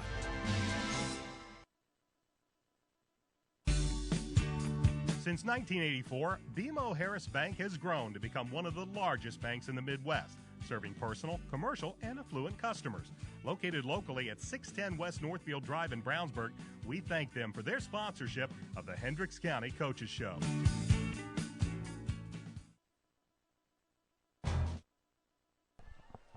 Halftime at Orioles Stadium at Avon High School. The Westfield Shamrocks with a 17-6 lead. Brian Scott along with Coach Dave Shelbourne. Westfield, well, they've done a pretty good job moving the ball. They got an early touchdown from Jacob Robinson, big defensive lineman, getting to run the ball 3 times inside the 5-yard line. He was finally able to punch it in from a yard out to cap a 4-play, 80-yard drive and give the Shamrocks an early 7-0 lead. Shamrocks would also come back on another long drive. This time Elvin Caldwell would run it in from 5 yards out, and Westfield led 14-0. Finally, the Avon Orioles, they were able to get on the scoreboard. Brandon Peters with an absolute strike to Cress Kimbrough running the sideline route. The point after, however, that was no good.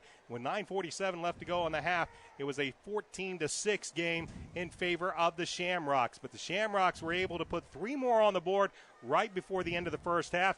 A Josh Beer interception of Brandon Peters led to a 34-yard Nick Dowd field goal, and that's where we stand at the half with the score, Westfield 17, Avon 6. Bring in the coach, Dave Shelbourne. Avon really trying to establish that early running game, and as we talked about in the pregame, Coach was thinking that Avon might have an advantage on both the offensive and defensive lines, but right now it's Westfield showing the dominance in the trenches. Yeah, I mean, there isn't any doubt. You know, Westfield won the first half, and they did a lot of things well, and Avon struggled. And, you know, at this point it's like Avon's trying to find a little bit of an identity on offense. You know, they're spotty a little bit running the football, and I know they're frustrated because they haven't been able to run the football the way they want to and probably the way they need to. You know, passing the ball, they've made some plays, but you know they're just not playing with that little strut in their walk and that little confidence right now. They're almost playing like they hope to make a play rather than they expect to make a play.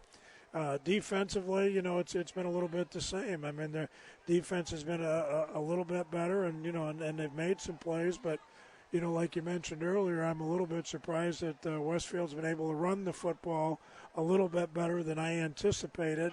Avon's strength coming into the season was that front seven defensively, and you know they're playing well, but I think you know right now I'd say Westfield's offensive line has done a much better job than I thought, and their quarterback is a good one. The wide receiver is an outstanding one, but you know, running the football, what that's done is allowed Westfield to mix things up a little bit. They've hurt Avon with a little bit of play action. They've run the bootleg out here a couple of times, and you know their quarterback is he's playing like he's experienced. He comes up to the line of scrimmage. He looks like he's taking charge, and they're playing offensively with an air of confidence right now that Avon isn't playing with. But it's only a half. I'm sure Coach Bless, he knows what he's doing. He's been around, and sometimes as a head coach, even when you have the experience like that, you don't know exactly what it is. You don't know which button to push, and I'm sure he's in there trying to figure out what they need to do to kind of jumpstart things a little bit. It is very hot out here and very humid tonight, but it's the same for both teams. But at least so far in the first half, Westfield's played with a little bit more confidence in Avon, and hopefully Avon will come out this second half and get things turned around. One thing we saw again, the Avon defense at times playing very well, but like they did last week, giving up a couple of big plays. Something that Avon's on defense, I'm sure Coach Bless and that defensive crew is going to really want to try to lock down, giving up a few of these big plays. Once again, we saw the Avon running attack kind of shut down by Westfield. We haven't really seen those big plays like we saw at the end of the Hamilton Southeastern game, where David Shaw really came into his own during that game last week. So far, Westfield has done a very, very fine job of bottling the Avon Oriole running attack up. Let's take a look around the Hoosier Crossroads Conference tonight as we have 1 week in the book. So, of course, we've got 5 first-place teams and 5 last-place teams, if you want to look at it that way. Action from last week, the Brownsburg Bulldogs, the defending Hoosier Crossroads Conference champions. Well, they are 1-0 to begin this season. They knocked off the McCutcheon Mavericks 49-28, christening Bill Estes Ford Field at Roark Stadium. Head coach Brett Comer. Talked to him earlier this week on the Hendricks County Sports Show, which you can watch right here on Audio Sports Online and listen to every Friday night at 5:30 on xrbradio.com. Asked him about the new field. Asked him if that changed anything in the way he might call a game. And while you don't expect offensive and defensive philosophies to change, he did admit that it does make the Bulldogs a little bit quicker. Toksak and Rabati rushed for almost 200 yards in that game. And Coach Comer said a lot of that, sometimes he can contribute it to the new field as Tokes made some cuts that he might not have been able to in the past. Bulldogs 1-0 on the season. Noblesville, they had a big win last week. One of the preseason favorites to win the Hoosier Crossroads Conference were the Fishers Tigers. And Coach Lance Scheib and that Noblesville Millers team, they came away with the victory 27-24. Noblesville, a lot like Westfield, a lot of seniors, a lot of experience on that team. T.C. McKiernan, the quarterback for the Millers, he's been a 3-year starter, and he looked every bit of that as the Millers took down the Tigers. Westfield, as we mentioned, they knocked off Harrison last week by the score of 42-13. And Zionsville, in their final year under head coach Larry McWhorter, they knocked off Lafayette Jefferson by the score of 14-7. Tonight, Hamilton Southeastern at Fishers. That's the marquee game in the Hoosier Crossroads Conference. Hamilton Southeastern, they played very, very well at the end of last season, only to be knocked off in the sectional semifinals against their arch rival, the Fishers Tigers. Fishers looking to bounce back as head coach Rick Wimmer has the Royals at Fishers tonight. Lafayette Jefferson is at Harrison. The Bulldogs and the Noblesville Millers, that's a big matchup as well tonight. Bulldogs ranked 11th in Class 6A. The Noblesville Millers ranked number 12. So that'll be a big matchup 8 miles up the road at Brownsburg. And Zionsville is at McCutcheon tonight. And meanwhile, as we said, the Shamrocks here at Avon. We're going to take a break, and when we come back, we'll be ready for second half action here at Avon High School. Our score at the half is the Westfield Shamrocks 17, the Avon Orioles 6. Back after a moment. This is high school football on ASO. Right now at all Avon and Brownsburg McDonald's, you can score a free medium fry and free medium drink with a purchase of any Quarter Pounder sandwich. This would include the new Quarter Pounder line of sandwiches as well. That's a free medium fry and drink with a purchase of any Quarter Pounder sandwich at all Avon and Brownsburg McDonald's, proud sponsors of the McDonald's Hendricks County Sports Show.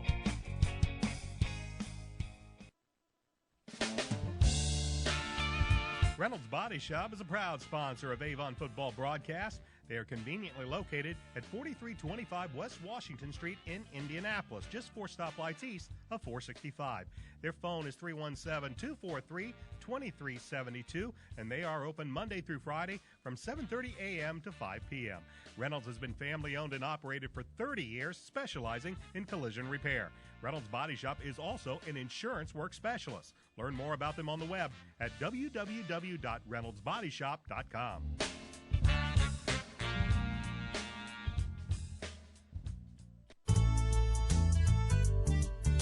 It's lunchtime and you need something hot, fast, inexpensive, and most of all, it's gotta taste good. You're thinking of Sweet Treats, located at US 36 and Dan Jones right behind the CVS Pharmacy.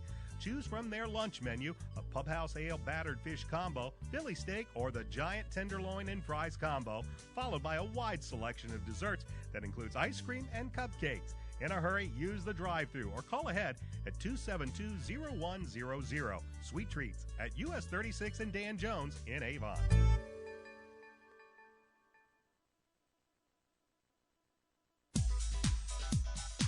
Legends Pub and Grill is located at 1100 North State Road 267 in Avon. They're open Monday through Saturday from 11 a.m. to 3 a.m. and on Sunday from noon to midnight. They're Indy's West Side hotspot, having a DJ and dancing on Saturday nights. For more information, check Legends Pub and Grill out on Facebook or call 272-9040.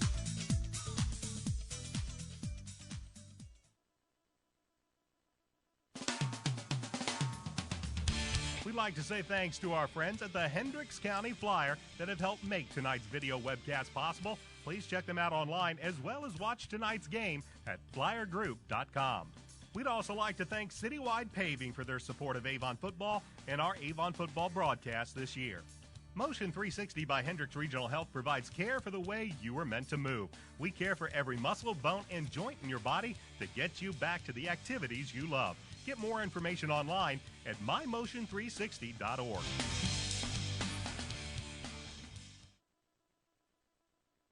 If you're a business owner with or without employees, you're probably wondering about your payroll. Is it being prepared correctly? Are the right amount of taxes being taken out? What about child support, workman's comp, auditing, unemployment, Social Security, local taxes, payroll deductions? It can be a bit overwhelming, but we've got the answer for you.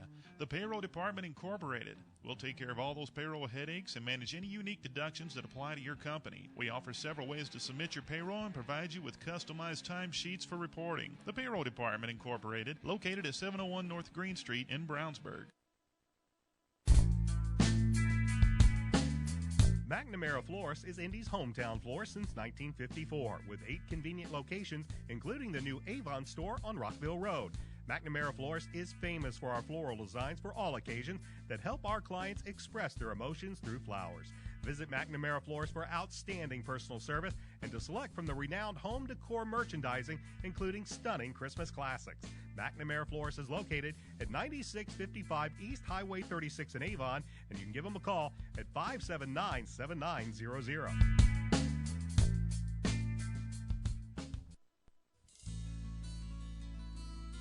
Did you know that Nelson Jewelers in Brownsburg has been serving Hendricks County and the west side of Indianapolis with an extensive selection of finer diamonds and gemstones since 1958? Nelson Jewelers is a family-owned jewelry store specializing in unique jewelry, jewelry repair, appraisals, and watch repair. Nelson Jewelers is conveniently located in downtown Brownsburg, across from the Hendricks County Bank. Visit Nelson Jewelers for all your jewelry needs at 22 East Main Street in Brownsburg and online at www.nelsonjewelers.com. Nelson Jewelers, a little out of the way, very much out of the ordinary.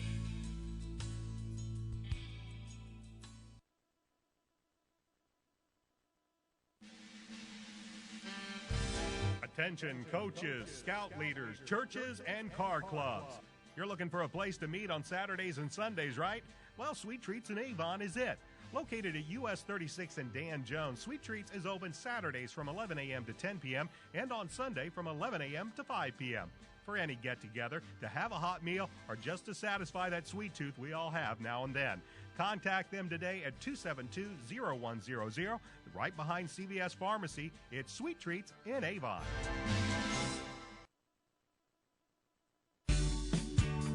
Since 1984, BMO Harris Bank has grown to become one of the largest banks in the Midwest, serving personal, commercial, and affluent customers.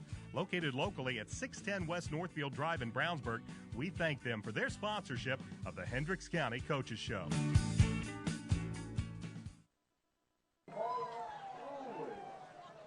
Getting ready for second half action here at Avon High School, Orioles Stadium. The Avon Orioles currently trailing the Westfield Shamrocks by the score of 17-6. I'm Brian Scott. I'm joined by the coach Dave Shelbourne. I want to remind fans that you can keep up with what's going on in Hendricks County sports as we hold the Hendricks County Sports Show every Wednesday at Avon in Brownsburg area McDonald's. This week we will be at the Avon McDonald's on Rockville Road. Join me, head coach Mark Bless, and probably a few others as well, as we tell you what's happening with Avon football and take you around some of the other action here in Hendricks County. That's as we tape the McDonald's Hendricks County Sports Show this Wednesday night. You can watch the video replay on Thursdays on audiosportsonline.net, and you can listen to a replay every Friday at 5:30 on xrbradio.com. That's before Brownsburg Bulldog football. Both teams are on the field as we get ready for second half action. Right now, Orioles trailing 17-6, and they'll be on defense to start this second half as the Shamrocks won the toss. They had elected to defer, so the Shamrocks will have the ball to begin the second half. We watch this first half. Right now, as we said, this is a game that's being fought in the trenches, and right now it is the Shamrocks that are coming out ahead on both sides of the football. We'll see if the Orioles can come out here in the second half and maybe toughen up those lines a little bit, get some running room. They had it down to 14-6. A missed extra point kept the score at 8, but it was the Shamrocks able to get a late field goal there at the end of the first half, and they have an 11-point lead.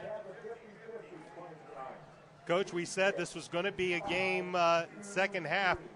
Really, what do you do to tell your line to come back and just really toughen up? Well, yeah, I don't know that it's a matter of toughening up. It's they need a spark. I mean, it's not that they're not playing hard, but they're just not playing. I guess for lack of a better description, with that strut in their walk. Right now it's like they hope they make a big play rather than they expect to make a big play, and they're going to need to they're going to need to make some. I mean, defensively, we need a turnover, we need a kickoff return, we need a fumble recovery. We haven't had one of those big hits that gets everybody in the stands up off their feet. We need something to emotionally right now spur the team, or and again, we're not down around the field, and I'm not at practice every day, so you don't know who the leaders are, but somebody's going to have to get in a huddle and light somebody up and and get the players going. Offensively, same type of thing. If we can come out here and put together a drive, hit a big play, hit a long pass, put something together here where they can start to come out with a little confidence. I'd say right now it's not as much it's execution, but it's execution with enthusiasm, and that to me is the biggest thing that I've noticed tonight. They're just not playing with as much enthusiasm as they need to. We'll see how conditioning goes in this football game. This is by far the warmest day that we have had after a couple of years of temperatures in the 90s. These players have been used to temperatures in the 70s, but now tonight, game time temperatures about 90. We'll see how conditioning works as the kickoff is going to be run back to about the 20-yard line by Devin Reece. And the Shamrocks will have first and 10 at around, actually going to spot the ball at their own 19-yard line, probably the worst field position the Shamrocks have had. Take it back, they had his drive start at the 15, but they'll start at the 19, first and 10. Yeah, good deep kick, kicked it down to the 1-yard line, and the coverage was good. They ran downfield hard. They made the tackle. They kept it inside the 20. Anytime you make a high school team, or actually a team at any level, have to go 80 yards for a score, you're usually in pretty good shape. So, let's see what kind of enthusiasm Avon comes out here with in the first defensive series. Ferrer drops back, little hitch pass out to the side, and with the catch is Devin Reece. He'll pick up about 4 or 5 yards from that slot position left. Just a little little hitch pass over to the left side. It's good for 5 yards. Yeah, it's become kind of a standard play, a little bubble screen in football right now. It's a numbers game. If they don't think you're covering with enough people, it's kind of like a quick sweep. They're just going to get the ball out and hope to get the corner. Ferrer, play action pass, getting over the middle up to the 40, and finally brought down Devin Reece. He was tackled by Andrew Griffin. He just ran a little square in right into the middle of the field, caught the pass, and picked up the first down. Well, there was just enough of a play-action fake to make the linebacker step up, which created a little bit more room for him to make the catch. And, you know, you can see why he's a big-time receiver. He got in the open field. It got a little scary, and Andrew made a great open field tackle. Mention Reece, an offer from the Ball State Cardinals as Ferrer sets up the screen. He'll get it to Grimes. Grimes up to the 40. And he will be brought down on a nice play by the 5'11", 205-pound senior linebacker T.J. Wilson. Yeah, it was. Actually, as it was developing, I thought it might be a bigger play, but he fought off the block of one of the linemen on the screen and made a big tackle in the open field. Hurry up right now as Westfield goes no huddle on this 2nd down and 8. Ferrer in the pistol with Grimes behind him. He has Reece to the near side. Takes a snap. The give is to Grimes. Looks for some room around the left side, and there's nothing doing as the Orioles string him out and drop him for a 1-yard loss. Not only that, but the thing I like is there were 6-7 black jerseys in on the pile that time, in on the tackle. So, you know, I'm sure they got lit up a little bit at halftime. Maybe I should say coached up a little bit because they're definitely coming out and getting after it a little bit here. Orioles would love to get the Shamrocks off the field here at 3rd and 9.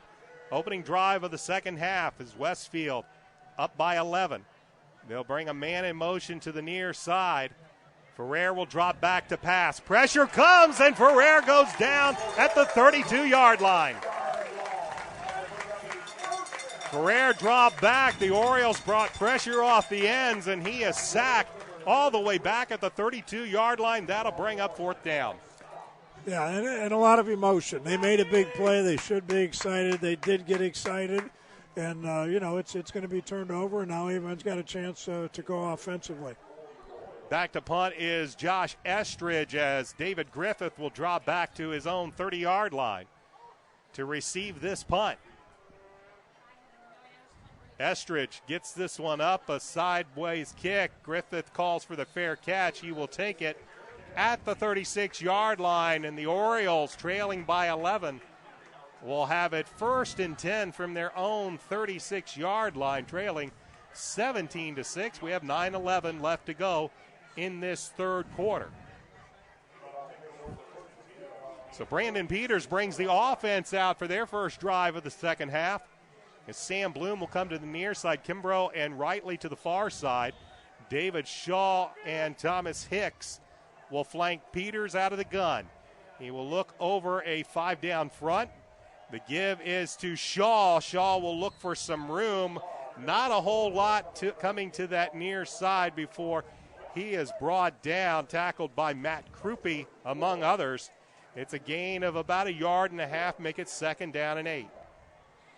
Yeah, very, very important there that Avon establishes something on offense. And, you know, again, the big thing right now, at least from a team coaching point of view, they've got to start playing with a little enthusiasm. 2nd down and 8. Hicks and Shaw split backs now behind Peters under center. 5 down front. Peters drops back. Play action, fakes once, looks, now reverses his field. He keeps going backwards. He's going to elude a tackle. Still running with the ball. Now he will run about 40 yards to gain 1.5 yards as he kept running backwards, but he still was able to make a positive and gain about 1 yard on the play. Well, you know, very positively, he did some good things. He kept his composure. He didn't force the ball. You know, it was a timing route. They played it well. They were trying to run a little fade route, similar to what they scored on the touchdown earlier. Westfield played it a little bit better. Rather than force the ball in there and try to make the great throw, he decided to pull it back in. He's a good enough athlete. He did run around a couple of linemen again and actually came up with some positive yardage, but again, no turnover. 3rd and 7 for the Orioles at their own 39-yard line. Peters will give the ball to Shaw, and Shaw will break a tackle, and he's off to the races to the 40, and he will finally be ridden down by the strong safety, Luke Peters.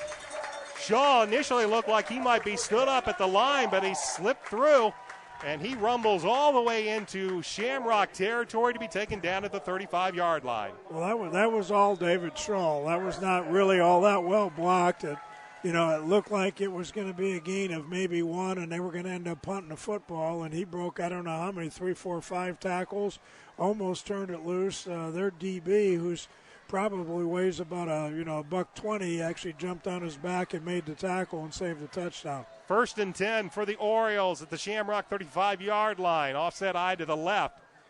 The give is to Shaw, and this time nothing doing as big 6 foot 263 Keontae Crawford came busting through the offensive line, and he tackles Shaw for a 4-yard loss. Yeah, missed assignment by somebody. Somebody stepped in the wrong direction. Looked like they had a little slant on, they guessed, and slanted to the play side and came clean. You just can't have that. If nothing else, we always wanted our linemen to at least get a stalemate. You can't allow penetration if you're going to move the football. So to bring it up 2nd down and about 14 yards as they'll spot the ball just inside the Shamrock 40-yard line. Double tight end. Lone wide out is Cress Kimbrough. Play action pass. They fire down the middle. Nice catch.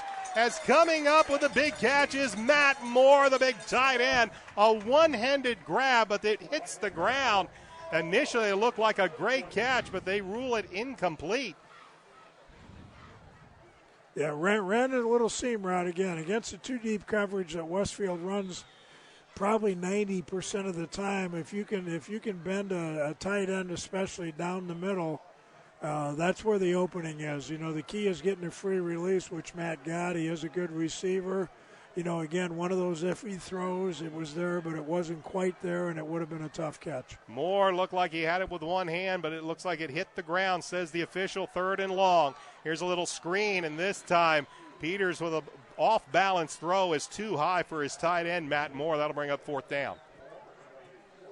Getting some pressure up the middle. Peters stepping off of that back foot, released the football, and it was a little bit high for Matt Moore as he had released on a bit of a screen. Well, it was a definite designed middle screen to the tight end.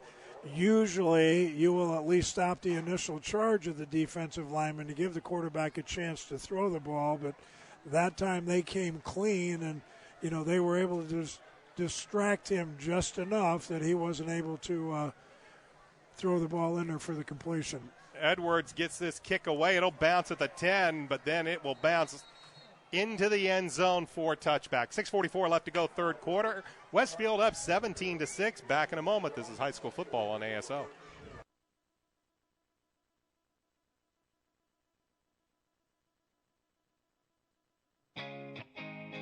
Right now at all Avon and Brownsburg McDonald's, you can score a free medium fry and free medium drink with a purchase of any Quarter Pounder sandwich.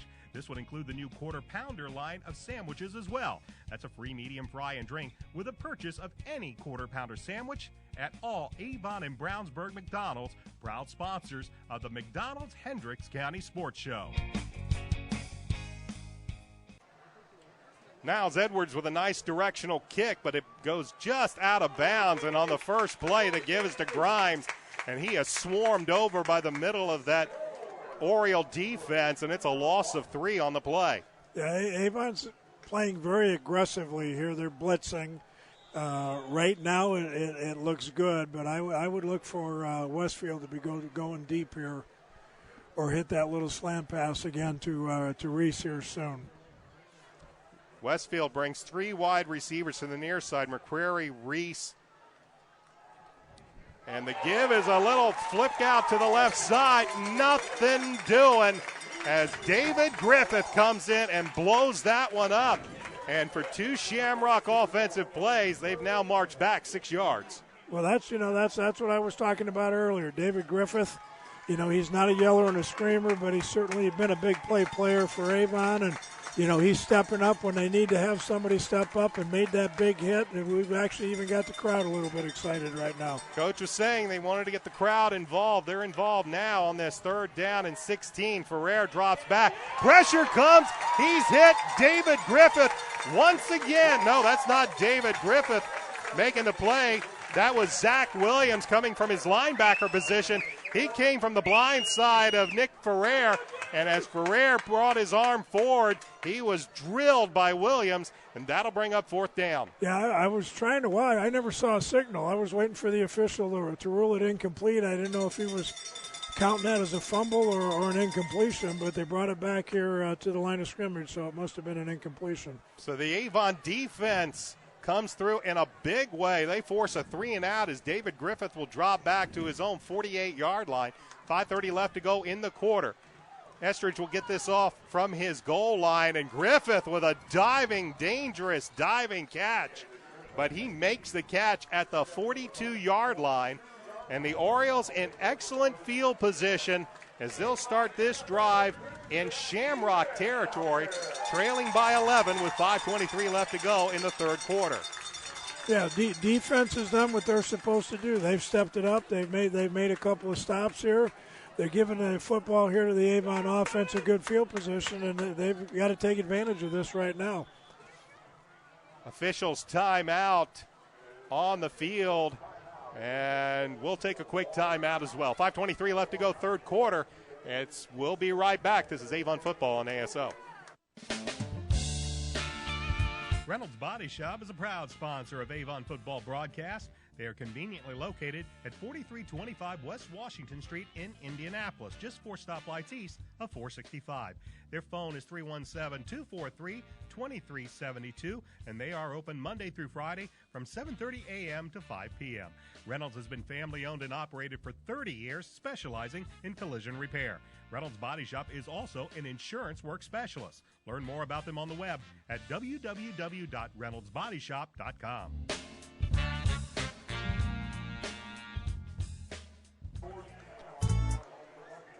The Avon defense, led by David Griffith and Zach Williams, come up with some big plays. And now the Orioles have it on offense. They'll start this drive 1st and 10 from the Shamrock 42. Along with the coach Dave Shalborn, I'm Brian Scott. 5:23 left to go, 3rd quarter. The Shamrocks lead the Orioles by the score of 17-6. But the Orioles have some of their best field position to start a drive they've had so far in this very young season. They'll work out of the eye with Hicks and Shaw behind Peters. Now Hicks will go offset eye to the right. Wide receivers left and right, a 5-man front for the Shamrocks. Peters, play action pass to Shaw, looks downfield, going for Kimbrough. Lays it up there, and once again, as we saw last week against Hamilton Southeastern, that's about the 3rd time we've seen this in this young season. You have Peters laying it up there, hoping that Kimbrough can run underneath it, and Peters' arm showing you he throws that one 45, 50 yards in the air. Yeah, gave him a chance, and if nothing else, hopefully that will loosen things up. Right now, the way they're playing, they can get a tight end down the middle of the field just about any time they want. I would expect to see Matt Moore running that little seam route here again before too long. Offset eye to the left this time with Hicks. Rightly left side, they give it to Shaw. Looks for some room around the left end, up to the 30, down to the 30, to the 25, down to the 23-yard line before he is finally tackled by Josh Beer. It's a pickup of about 17 yards down to the Shamrock 23-yard line. Yeah, good block on the corner that time. They got after it pretty good, blocked it well. They had a little stunt on the corner. Fullback kicked it pretty good. I see Richie Steinmetz in at wide receiver. Richie's the other quarterback as well. Great athlete. It looks like they're taking advantage of the fact that he's 6'5" and an outstanding all-around athlete. And he is definitely working on a bit of an advantage, working on the, I believe, 5'6" Adam Horke. And we have the officials offside called against Westfield. This play never got even underway as Westfield lined up offsides. That's a free 5 yards for the Orioles, and they'll take it inside the red zone to the 18-yard line. Yeah, right now, the momentum's starting to shift, but, if this game's going to turn around, Avon's going to have to get the ball in the end zone. great opportunity. They're down on the 18-yard line, 1st and 5. This creates some good opportunities for the play calling here as well. Mentioned Steinmetz. He's working on a 5'8" Turner Edwards, but it's an I backfield behind Peters. You give it to Shaw, looks for some room around the right side, bounces off one tackle, down to the 10, still on his feet. He'll have the first down as he carries a few Shamrocks with him, as he'll take it into about the 11-yard line. Yeah, good double team block at the point of attack. I think that's Hickson there at fullback right now. Good kick out block. David Schrahl runs. He's a little quicker than you think. He's just not a shifty back, and when he runs in there, he's going to run you over. He's not going to run around you, but he hits that hole a little quicker, I think, than people think. And right now, he's giving the offense that spark I was talking about earlier. They'll mark the ball at the 12-yard line, 1st and 10 for Avon. Clock shows 4:16 left to go, third quarter. Orioles trail by 11. I backfield behind Peters. Peters to Shaw, right up the middle, dragging defenders with him down to the 5-yard line to pick up a 7. Yeah, right now Avon's offensive line is doing what I thought they would do, at the start of the game. They're dominating the line of scrimmage. They're creating some holes. They're getting some movement. A couple of times Shaw broke the line of scrimmage clean and was all the way into the secondary, and that's the offensive line. The offensive line looks like they've taken a little pride in themselves the second half, and they're right now they're dominating the Westfield defensive line. Shaw will come out. Tywan Johnson in at tailback. Thomas Hicks remains the fullback. On this 2nd down and 3, ball on the 5. Orioles can get a first down without getting a touchdown. Peters under center. The give is to Johnson. Johnson looks for some room, and he doesn't find a whole lot. He just finds a big white jersey as he is dropped. That jersey belongs to the 6'4", 225-pound senior Nick Krieg. And Krieg against 5'6", 160-pound Tywan Johnson wasn't much of a challenge right there. Yeah, no, I think they were hoping to bounce him to the outside. There was penetration on that side. He got into the backfield and, prevented him from bouncing it to the outside. He's got that little quickness. If he can get out there, he can get in the end zone.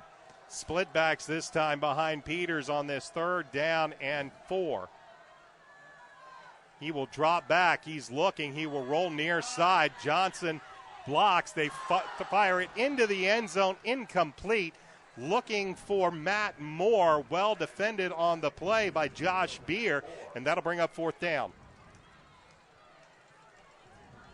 That time you had Peters rolling to the near side. Tywan Johnson actually was able to give him just a few extra seconds to get that ball off.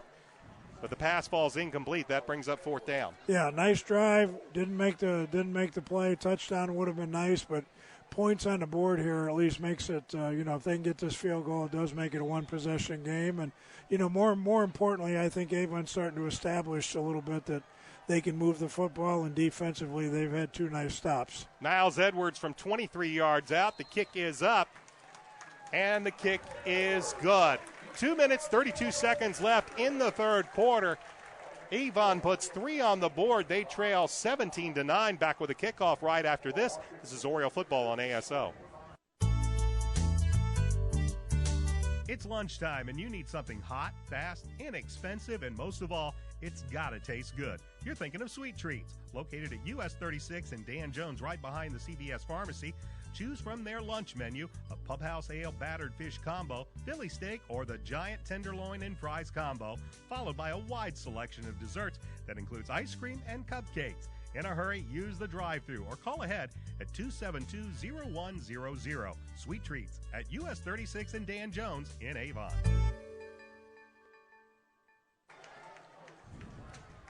Niles Edwards' 23-yard field goal caps off a 7-play, 42-yard drive that consumes a minute 55. And with 2:32 left to go in the 3rd quarter, as Coach Shelbourne said, this is now a one-possession game, though Avon would need a 2-point conversion to tie this game. It's 17-9 in favor of Westfield. Niles Edwards getting ready to kick this ball away. He will be kicking to Devin Reece, who stands back as a single safety. Edwards runs up, puts a foot on the ball, kicks this one away, and this one hit at about the 3, bounce into the end zone. That'll be a touchback, and the Shamrocks will have to start this drive 1st and 10 from their own 20-yard line. Clock shows 2:32 left to go in this third quarter, 17-9. That's our score. Shamrocks led 17-6 at the half. Orioles managed to shut down the Shamrocks on their last offensive series. Big plays by David Griffith and Zach Williams led to a 3-and-out. Oriole defense looking to do the same here on this drive. Yeah, it'll be interesting to see the chess game because Avon has been blitzing. So I'm sure in between, Westfield's trying to come up with a plan to counter what Avon's been doing. Ferrer has Grimes behind him in the pistol. 3 wideouts bunched to the right, 1 to the left, 4 in the pattern. Ferrer drops back, looks, outlets to Grimes. Grimes, Smith, and Stuff stood up there, looks over on the far side. Probably Bradley. Ryan Bradley with the tackle. He met Frank Grimes head on, stood him up, and limited Grimes' gain to just a couple of yards. But again, little quick action to counter the blitzing that Avon's been doing. They're trying to get him out in a man-to-man situation on the outside. Bradley just made a great open field tackle. Ferrer with a snap, quick pitch out to the right side. This time Gabe Laxton's in on the tackle as passes quickly over to the far side. I believe that was Devin Reece. Laxton's with a good stick, 3rd down and 4. Yeah, the tough part about blitzing like they're doing, you leave your defenders in man-to-man, but right now, Avon's winning the man-to-man battles. 3rd and 4. Ferrer drops back, swings it out to the near side, has Edwards. Edwards up to the 30, to the 31. That will be enough for a first down, a pickup of 5 before Edwards is ridden out of bounds by Andrew Griffin. I mean, this is what you do to combat what Avon has done defensively. Westfield, has done a little homework. They've come out and tried to get some of their better players out on the perimeter one-on-one. But right now, Avon's made some great open field tackles, and they're defending awfully well, even though they did give up the first down. 4 wideouts, 2 on each side. That is Caldwell behind Ferrer. Ferrer drops back to pass, fires, looks over to the near side. He was looking for Cole McCrary. Pass is a little too high as Zach Williams defending on the play. It'll bring up 2nd and 10. And again, good pressure. They blitzed 1 linebacker that time. The 4 down people got some penetration, and they didn't get a sack, but they were disruptive enough with the quarterback to force him to throw, I think, a little earlier than he wanted to, and he also didn't give him time to find an open receiver because that receiver was pretty well covered. Incomplete pass will make it 2nd and 10.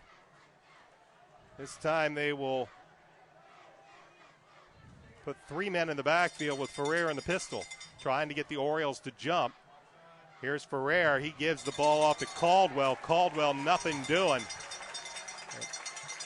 as he is going to be brought down. Tackle made by Joe Belden.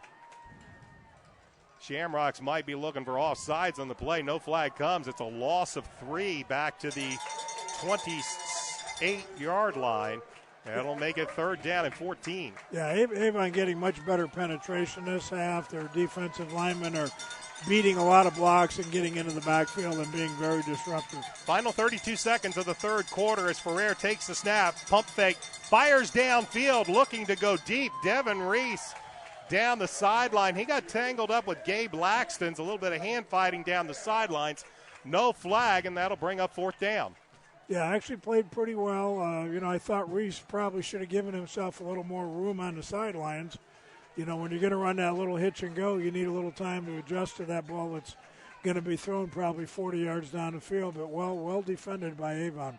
Good defensive series again. That's 3 good, solid defensive series for the Avon defense, so they have definitely stepped it up this half. Gabe Laxton's doing a nice job on the wide out for the Shamrocks. Devin Reece on that last drive. That'll set up Josh Estridge to punt. He'll get this one away.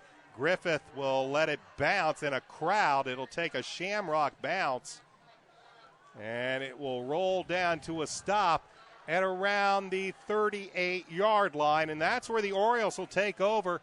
1st and 10 with 11.2 seconds remaining in this third quarter, trailing 17-9, but they have the football. as they'll have one play here in this third quarter. And then we will switch ends. So Avon now looking to add more points to the scoreboard. And again, starting with good field position. They're almost to midfield, so that's a good place to start. Brandon Peters bends under center. Play action pass. No, it's given to Shaw. Shaw comes around the near side up to the 40, out to about the 41-yard line before Adam Horke could knock him out of bounds. It will be a pickup of about 8 on the play, 7 yards, let's make it, 41 to the 41-yard line. We'll call it 8 yards because it'll be 2nd and 2 with 6.2 seconds remaining in the third quarter. Yeah, they've run some big plays off the left side. That's Ryan Willis is over there. Ryan is a senior. Also on that side, I believe, is Ross Carter. So 2nd and 2, Peters out of the gun. Give us to Shaw. Shaw's met in the backfield and dropped. As the Shamrock defense, as coach is saying, this game has pretty much turned into a chess match with each team trying to outguess the other. This time, it's the Shamrocks getting pressure by the weak side linebacker Matt Krupe to meet Shaw in the backfield. And we will head to the other end as that will be the last play of the third quarter. Our score at Oriole Stadium, Westfield 17, Avon 9. We'll be back with the fourth quarter right after this. This is Oriole football on ASO.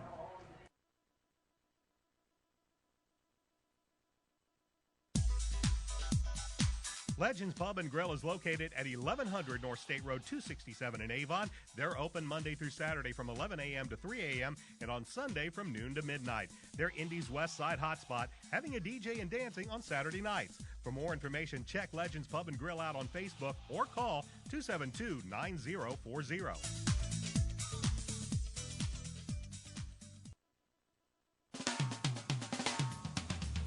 We'd like to say thanks to our friends at the Hendricks County Flyer that have helped make tonight's video webcast possible. Please check them out online as well as watch tonight's game at flyergroup.com. We'd also like to thank Citywide Paving for their support of Avon football and our Avon football broadcast this year. Motion 360 by Hendricks Regional Health provides care for the way you were meant to move. We care for every muscle, bone, and joint in your body to get you back to the activities you love. Get more information online at mymotion360.org. The Orioles will begin the third quarter with a big 3rd down and 5 from their own 38-yard line. Along with the coach Dave Shelbourne, I'm Brian Scott. Avon trails 17-9. And they'll look to convert here on a big 3rd down and 5 as Brandon Peters has David Shaw to his right, 3 wideouts in the pattern. Middle blitz comes up, picked up. Peters fires downfield, coming back and making a nice catch over there on the far sideline is Cress Kimbrough. Little comeback route on the far sideline. That'll give the Orioles a 1st down. Yeah, I mean, they did everything well that time. Great protection by the line. Nice route by Kimbrough. Made it look like he was going deep, came back, created some separation, and Brandon Peters made the big-time throw to his left, and that's tough on any quarterback, but he made a big-time throw, put a lot of zip on the ball, got it there in plenty of time for Kimbrough to actually make a move and get more yards. They'll mark Kimbrough out at the 47-yard line. Split backs this time as Peters goes under center. Again, they'll show blitzing from the middle backer, and it's a pitch out, and the ball is on the ground. They tried to get the ball to David Shaw, and I believe this time the Shamrocks might have fell on it, and indeed they did. Yeah, a little quick pitch to the outside, Ball was not handled well, and I'm not sure if he was, looking for the blocks or just didn't feel the ball quite as well as he needed to, but a big turnover here gives Westfield the ball at midfield. Second turnover of the game by the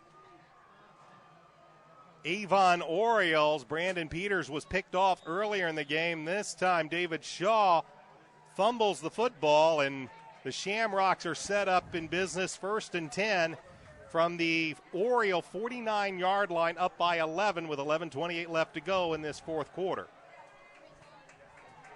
Ferrer out of the pistol.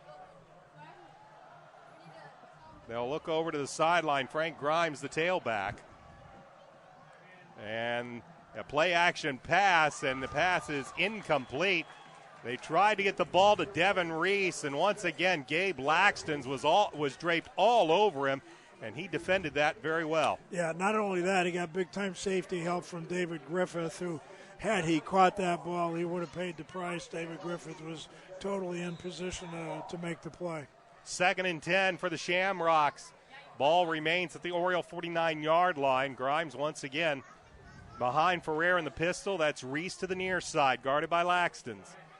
Here's the give to Grimes. Grimes finds some room over the left end, eludes one tackle, and finally Laxtons will drag him down from behind, but not before Grimes gets all the way down to the Oriole 35-yard line. Yeah, they hooked the end that time. They got to the corner. Laxton's is so concerned with Reece, he didn't close on the play, and, big play for them to keep the drive alive here. 1st and 10 for the Shamrocks at the 35-yard line of Avon. The give is to Grimes, looking for some room. It's strung out. He will cut it upfield, and he'll finally be brought down from behind by the 6'3", 240-pound junior defensive end, Joe Belden, after a gain of maybe a yard. That's going to bring up 2nd down in about 8 for the Shamrocks. Clock 10:48 and moving here in the 4th quarter with the Shamrocks up 17-9. Yeah, very important here for Avon to keep them off the board. First downs won't kill you, but a score would be tough. Play action pass to Grimes. Ferrer with all kinds of time, but defended well downfield. Looks like he was going for Jacob Robinson here on the near side, and throws that ball over his head. That'll bring up 3rd and 8. Yeah, hoping obviously to hit the home run there and, stick the knife in our back. But well defended, had plenty of time, very wisely, threw the ball away. So a big 3rd down and 8 for the Oriole offense. This is probably just out of the range of Nick Dowd for a field goal. And we'll see what the Orioles do on this 3rd down and 8. Ferrer out of the pistol, drops back. Pressure comes. They're trying to set up the screen, and Ferrer very wisely just put it at the feet of Frank Grimes, because Grimes was going to be dropped for about 5-6 yards. Yeah, Joe Belden, defensive end, read that, ran out, covered it very well. Very wisely threw the ball away. So 4th down and 8. And Coach Jake Gilbert, this is probably a little too long for his place kicker, Nick Dowd, and not enough distance to try to punt, so they'll go for it on 4th and 8. Plenty of time on the play clock. 4 wideouts in the pattern. Ferrer takes the snap. He'll drop back, fires it downfield. Pass is complete. Devin Reece takes it down to the Oriole 22-yard line. Picked up 10 on the play. 1st down, Westfield. Yeah, big play again, that chess game. Avon blitzed. Got a player through cleanly, but because they were in shotgun and because he's a veteran quarterback, he got rid of the ball in time and made the big play.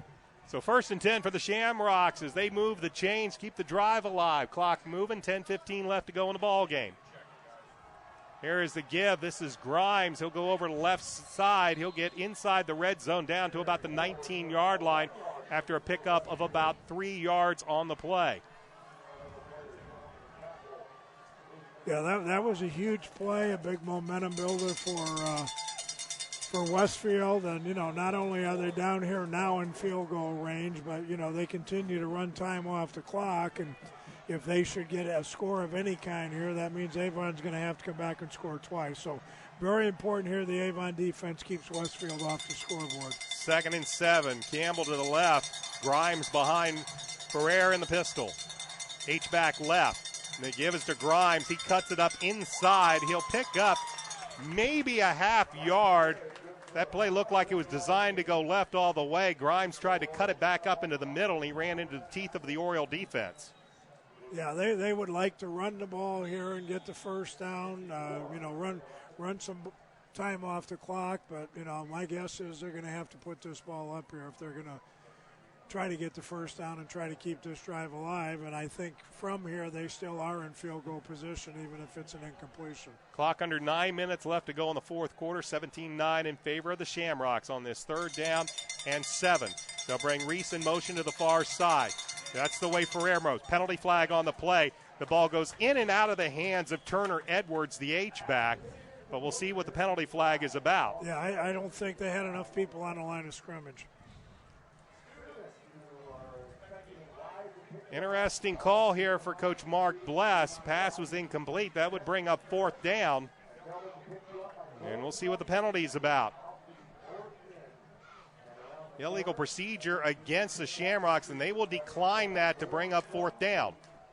Yeah, that means they didn't have it. I don't know why, but that's a signal for not enough guys on the line of scrimmage. So big 4th down, and they will bring out Nick Dowd to attempt the field goal. Dowd earlier this evening has already kicked one from 34 yards out. This one will be from 35. Almost dead center.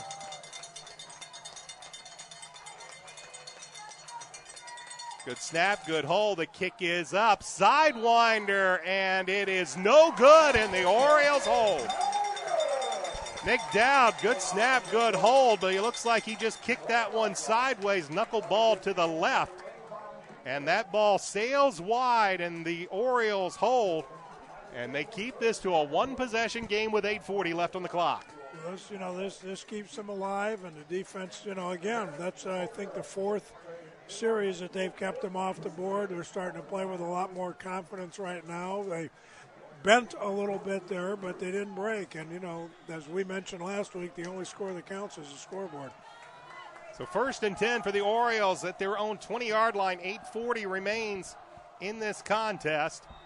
And the give is to a reverse. It comes around the near side. Here's Crembro at the 30, up to the 34-yard line before he's knocked out by the free safety, strong safety, Luke Peters.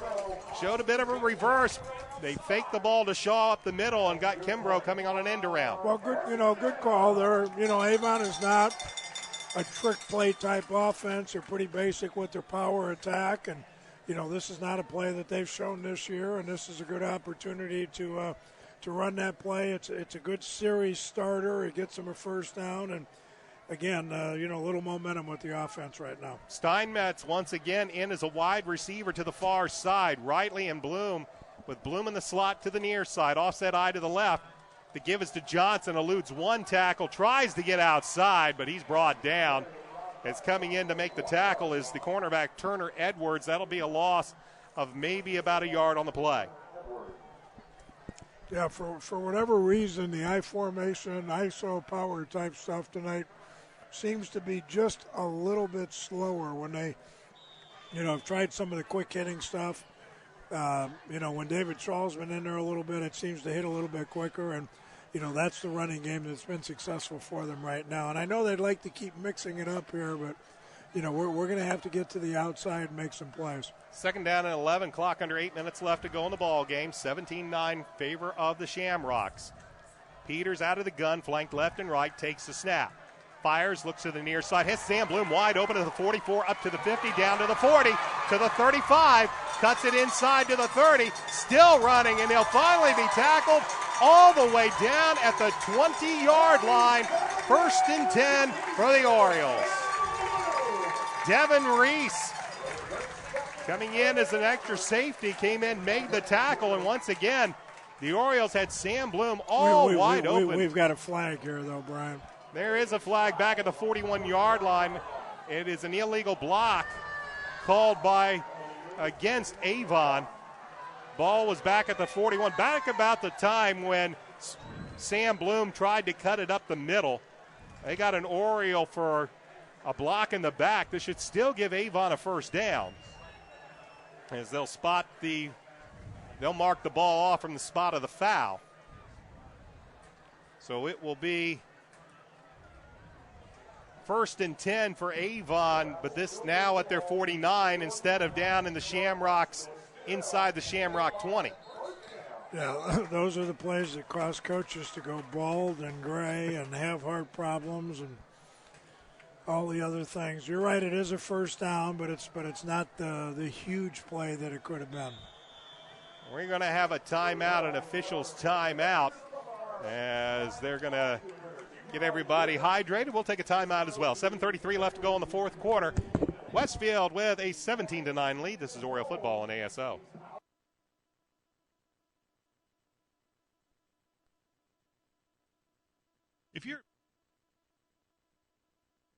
If you're a business owner with or without employees, you're probably wondering about your payroll. Is it being prepared correctly? Are the right amount of taxes being taken out? What about child support, workman's comp, auditing, unemployment, Social Security, local taxes, payroll deductions? It can be a bit overwhelming, but we've got the answer for you.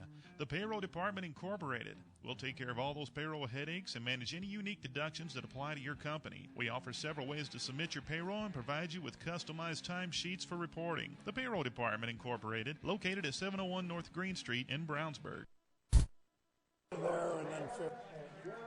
7 minutes, 33 seconds left to go in this fourth quarter. The Orioles trail the Shamrocks 17-9. Brian Scott along with Coach Dave Shelbourne. Sam Bloom with a big gainer all the way inside the Shamrock 20. But an illegal block brings the ball back to the Oriole 49-yard line. It'll still be 1st and 10 Avon. They trail by one possession, but they would need a 2-point conversion to tie this football game. Still plenty of time on the clock. 3 timeouts remain for both teams. And the Oriole defense, they've been the stars so far in this second half. There is plenty of time, but time is becoming a factor because, with 7 minutes to go in the game, Avon's going to get possibly 2 possessions, maybe 3. So their opportunities to score are starting to, get down to a couple here. So, if they're going to score, this would be the time. Thomas Hicks and David Shaw will be in the eye behind Peters as officials take a timeout to let players get hydrated on this very, very warm, muggy night here in central Indiana. We're going to have a timeout called by Mark Bless. So the Orioles get a free timeout as they let everybody get hydrated. And now Coach Mark Bless either didn't have the right personnel on the field or didn't like what he saw what Westfield came out defensively. He elects to call a timeout. So we'll take another timeout. 7:33 left to go, fourth quarter. Westfield leads the Orioles 17-9. Oriole football on ASO. McNamara Florist is Indy's hometown florist since 1954, with 8 convenient locations, including the new Avon store on Rockville Road. McNamara Florist is famous for our floral designs for all occasions that help our clients express their emotions through flowers. Visit McNamara Florist for outstanding personal service and to select from the renowned home decor merchandising, including stunning Christmas classics. McNamara Florist is located at 9655 East Highway 36 in Avon, and you can give them a call at 579-7900. Orioles will have the ball out of the timeout, and Coach is telling us exactly why Coach Bless took that timeout.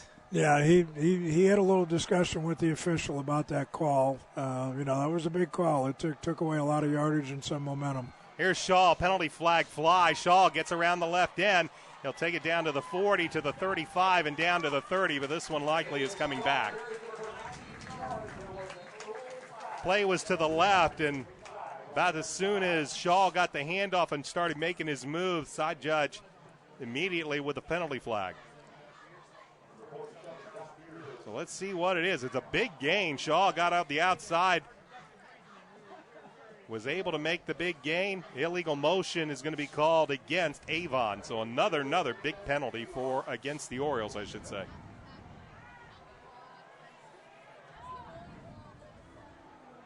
So we've seen 2 big offensive plays by Avon. We've talked about how through the Hamilton Southeastern game and through the early part of this game, the Orioles really haven't had the big plays, the big explosive plays. Now they've had 2 of them, and both have been called back due to penalty. Yeah, well, these aren't 10 and 15-yard penalties. These are 40-yard penalties, and not only that, they're momentum killers. So the ball will be marched back to the 44. Make it first down and 15. Bloom and Rightly to the near side. Steinmetz to the far side. We haven't seen Nick Aitchen since he went out early in the first quarter. Peters with the snap. Delayed handoff, and he'll keep it himself. Looked like he wanted to hand the ball off and just didn't have a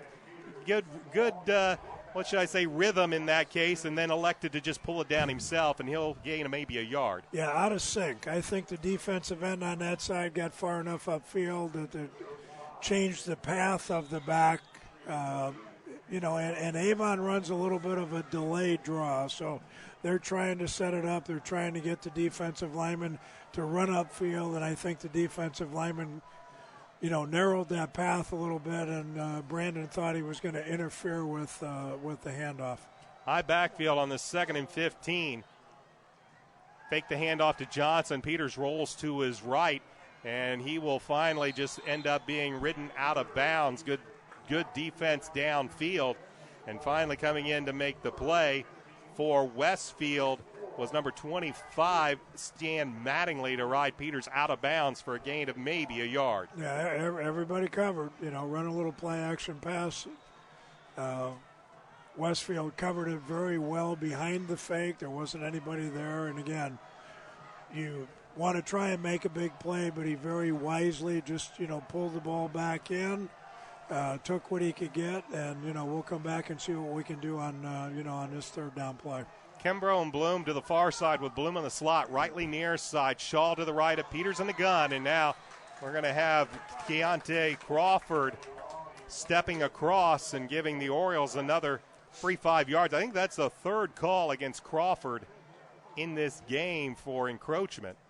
But it'll move the ball up to about midfield and make it 3rd down and 9. Well, that makes it a little easier, but still third and nine's a tough situation here. They're either going to have to throw short and hope to run it, or they're going to have to protect him enough so they can get a receiver downfield. Be nice to see if we could hit a receiver on the run, some kind of an inside route or a crossing route, and let him run even after the catch. 3-down lineman for Shamrocks as Peters looks to his right. Now he'll move. He'll make a cut at the 45 to the 40. And inside the 40, and that looks like looks like enough for the first down.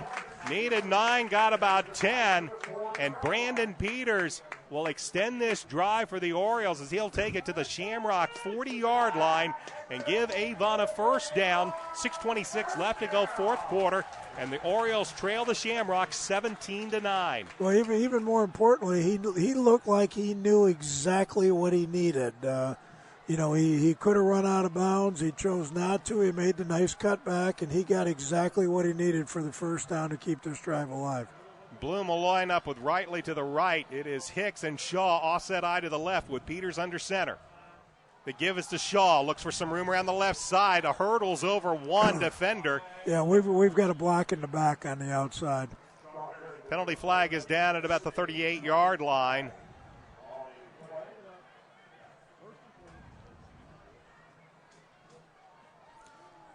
Their cornerback beat our wide receiver, got inside of him so quickly that in order to make a block, you had to block him in the back. When you do it in the open field like that, it's an easy call for the official. So another penalty called against Avon. The illegal block in the back will move the ball back to the Oriole 47-yard line. And that'll make it first down and 17 yards to go.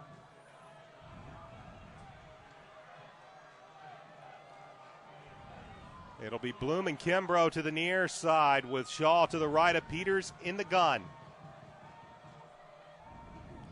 Here's Peters. He'll drop back, set up the middle screen. Here's the big tight end, Matt Moore. Matt will take it up to, or down to, I should say, about the 40-yard line. It's a pickup of 7. Good call, takes the rush away a little bit, makes them at least think about rushing as hard as they've been rushing. Nice safe throw. If it's not there, you just throw the ball at his ankles. You take the incompletion. You don't always have to. I mentioned earlier, you don't always have to throw it downfield to get all the yards. Sometimes you throw underneath it and let your athletes be athletes and run for the yardage. Make it a gain of 6. They'll spot the ball at the 41-yard line. Second down and 11. Offset eye to the right with Hicks and Shaw. Play action pass. Peters drops back to pass. Starts the pump fake once. Gets pressure from behind. Throws it downfield. He has his tight end at the 30-yard line. Pressure came from the backside, and Brandon Peters finds Matt Moore at around the 30-yard line. Jumping on his back was Frank Grimes to ride him out of bounds, and they'll spot the ball at the 29. That should be close enough for a first down. And they'll give him the first down, 1st and 10 Avon. This time at the Shamrock 29-yard line. 5:10 remains in this fourth quarter.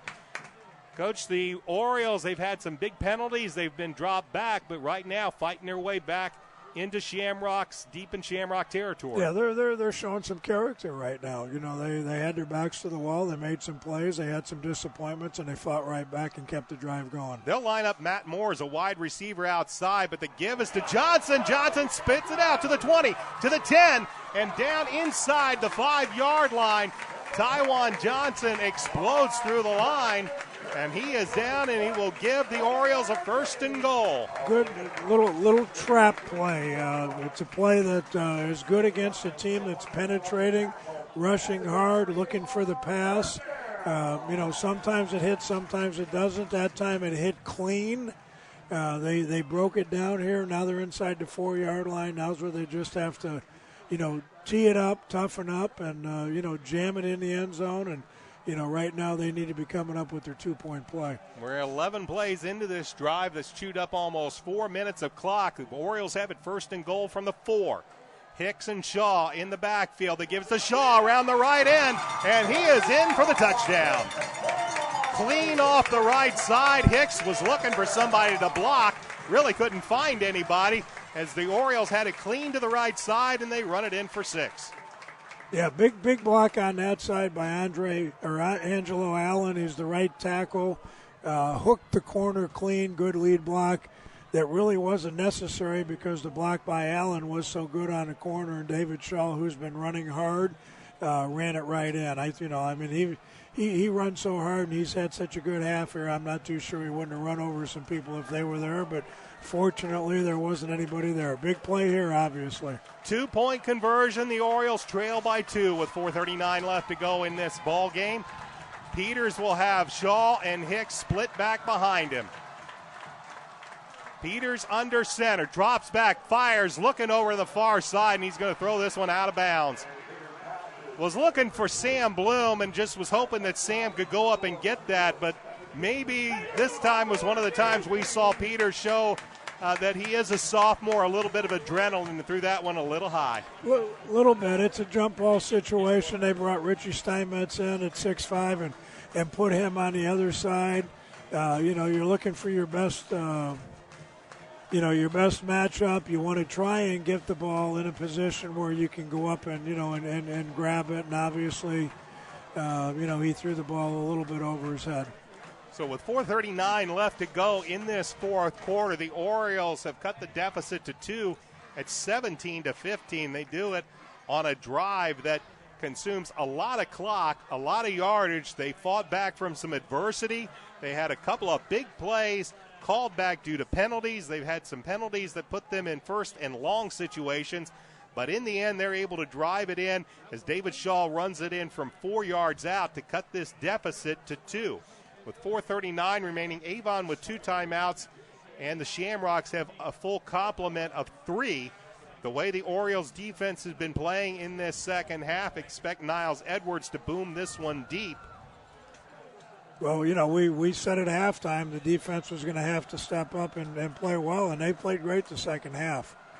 They've already stopped him at least 4 times. And Edwards will get it, and it's fielded at the 10. This is Reece to the 20, and he'll be buried under at about the 23-yard line. And that is where the Shamrocks will have it 1st and 10. They led it the half 17-6. And now it is 17-15, and this Oriole defense, who has come up with big plays in this second half, they'll be asked to do it one more time, try to get the Shamrocks off the field in a 3-and-out. Westfield starts this drive at their own 23-yard line, up by 2 with 4:35 remaining in the ball game. The crowd coming alive here at Oriole Stadium. We can feel it rumbling here in the press box. Ferrer back to pass, pump fake, look, fires downfield. He has Reece and overthrows Reece. Reece got a step on Gabe Laxton's. Laxton's saw some help over top by Ryan Bradley, but if Ferrer was able to hook up with Reece on the run, that was an easy 6. Yeah, that was a good call by them. They're taking a chance, and with an experienced quarterback like that, they figure they'll take a chance. If it's not there, they'll throw it over his head. Actually, they had him open, and he just overthrew it a little bit more than he wanted to. 2nd and 10, ball at the 23-yard line. Ferrer out of the pistol. 4-down lineman for Avon. Blitz comes. They'll run Grimes up the middle, and he'll run right into that blitz. Zach Williams, among others, in there as the Orioles showed blitz up the middle, and the Shamrocks ran right into it for a loss of about a gain of about 2. Yeah, they did. We're back to that chess game, and Avon has shown a tendency, and one of the things that has helped them this half has been the inside linebacker blitz, and they've put a little bit more pressure on the quarterback when he's thrown, and they basically have shut off the inside running game. They've given up a little bit more on the outside. I know they don't want to do anything stupid here and turn the ball over, but I'm sure their plan was to come out here and then pick up a couple of first downs and try to burn the clock, and now they're stuck in that 3rd and 8 situation where as much as they would like to pick up a first down, you've got to be careful the way you go about it, because what you absolutely don't want to do here is turn the ball over. And at worst, even if they end up having to punt the football, they want to make Avon go 60, 70, 80 yards if possible and take some time off the clock. Coach Mark Bless called his 2nd timeout to set up this defense for 3rd and 8. 4 wideouts in the pattern for the Shamrocks. Orioles will show 4-down linemen. Ferrer takes the snap, fires over the middle, pass is complete up to about the 33-yard line. Catch made by Devin Reece.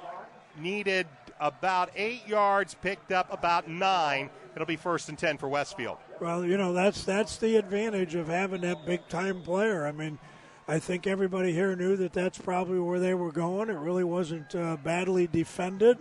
I don't think there's any huge surprise on the call, but, he's a big-time player. He rose to the occasion. The quarterback put the ball on the money. The linemen did what they were supposed to do, and again, not really badly defended by the Avon defense at all. Under 4 minutes left to go in the 4th quarter. Westfield with a 17-15 lead. Ferrer gives it to Grimes. Grimes looking for some running room around the right side.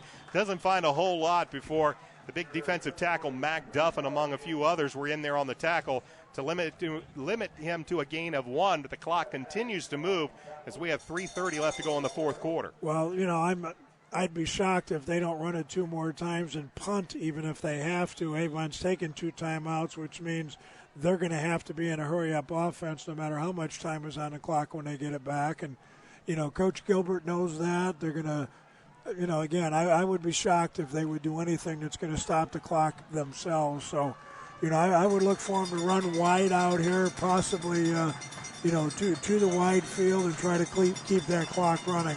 Reece and Milo Beam, the wideouts to the near side. Ferrer drops back to pass. Pressure comes, fires over the middle, tipped and intercepted. Coming up with a big interception is Matt Moore. Looking over the middle, ball was tipped. Moore comes up with the interception, and this time the turnover is made by Westfield, and it will give the Orioles outstanding field position, down by 2 with 2:51 left to go in the ball game. Well, Coach, we were looking for the run. Whether Westfield was trying to surprise somebody or not, we'll never know. That time Ferrer looked like he put a little bit too much mustard. Receiver couldn't catch it. He tipped it up, and Moore was there for the pick. Well, the good guys got a break, and, we needed one, and we've earned it. And, again, the defense has just stepped up huge here in the second half, but I'm shocked that they threw the football. 1st and 10, Avon at the Shamrock 38-yard line. The give is to Shaw. He'll take it up the middle, spin off of a block or a tackle, and take it down to about the 32-yard line. Now it's the Orioles looking to chew up a little bit of clock. A field goal gives them the lead. And Niles Edwards, he's been known to kick some pretty clutch field goals in his history with the Avon Orioles. Yeah, well, they're in the range. You know, it'd be a 50-yarder from here. You know, again, Avon, you don't want to do anything where you're going to turn the ball over, but you don't want to be too conservative and not be able to get the football down here and in position where you can kick the field goal. Hickshaw in the eye behind Peters. Peters under center. Brandon drops back, delay, gives it to Shaw. Shaw looks for some room around the right side. He's going to be spinned off one tackle, still going, and finally it's Turner Edwards, the cornerback, that has to come down and bring him down as Shaw eluded one man. He had a Westfield Shamrock at his shoelaces, stepped out of that tackle, and finally picks up about a yard. It'll bring up third and a long 5, maybe 6. Clock continues to move. We're down to 1:40 left to go, fourth quarter. Ball is at the Shamrock 33-yard line. Bloom and Kimbrough will come out to the near side. Hicks and Shaw will split between Brandon Peters, with Peters in the middle. Brandon takes the snap, looks, still looking. Now he runs to the near side, looking to buy some time, fires downfield, intercepted. Pass is picked off. Peters was looking for Sam Bloom and jumping the route and stepping in between for Westfield. And coming up with the pick is Mitch Turley, the middle linebacker, as he watched Bloom and then just simply stepped in front of it, picked it off, and he returns it to the Westfield 40. They'll put it down at the 40, just beyond the 46-yard line, 1st and 10 Westfield. Well, that's a tough one. You know, he making plays, trying to make plays, scrambled out of the pocket. Thought he had a receiver, but a great break on the ball by the Westfield linebacker, and obviously right now, you know, that's probably, barring a miracle here, going to be the game. Westfield has it 1st and 10 from just beyond their 46-yard line, and now whistle stop play, and we will have a timeout called by Westfield. We'll take a timeout as well. 1:05 left to go in the fourth quarter. Westfield 17, Avon 15. Back just after these messages. This is Oriole Football on ASO.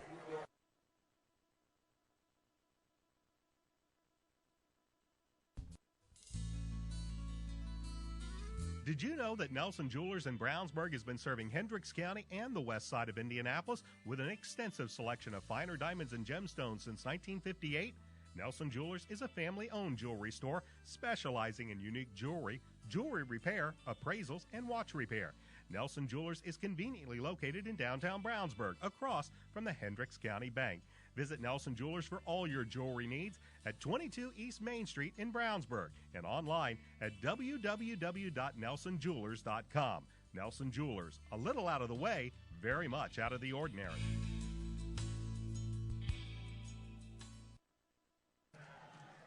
Heartbreak for the Orioles as they had a good chance to maybe take a lead in this game, but an interception by Mitch Turley gives the ball back to the Shamrocks with 1:05 left to go, 1st and 10 from just beyond their own 46-yard line. Ferrer turns around, gives to Grimes. Grimes comes near side, eludes a tackle, takes it into Avon territory at around the 44-yard line.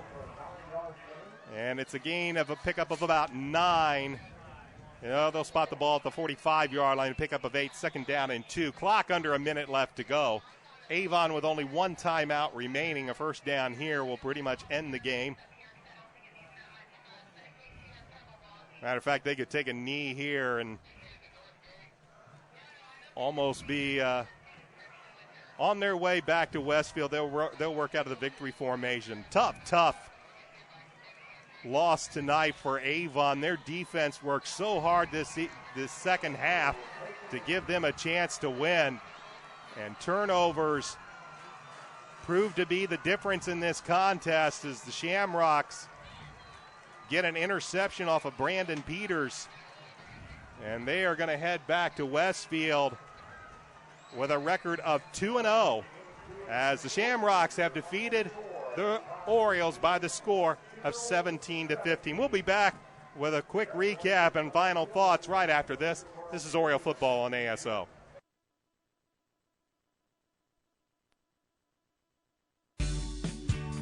Since 1984, BMO Harris Bank has grown to become one of the largest banks in the Midwest, serving personal, commercial, and affluent customers.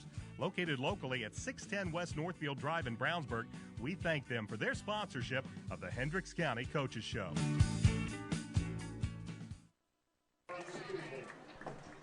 Welcome back to Orioles Stadium alongside the coach Dave Shelbourne. I'm Brian Scott. Avon will fall to 0-2 as they fall to the Westfield Shamrocks by the score of 17-15. A spirited effort, especially by the Avon defense in this second half. They got a couple of big turnovers against Westfield, but in the end it would be a Westfield interception in the final closing moments of this ball game that would prove to be the difference as they hold Avon off and move to 2-0 on the season as they defeat Avon by the score of 17-15. Coach, you said at halftime it was probably going to be the defense that needed to step up, and the defense did their job in the second half. Yeah, they did. I mean, the defense came out and made some plays, and, Westfield moved the football a little bit, but, they kept them off the scoreboard. They shut them out the second half.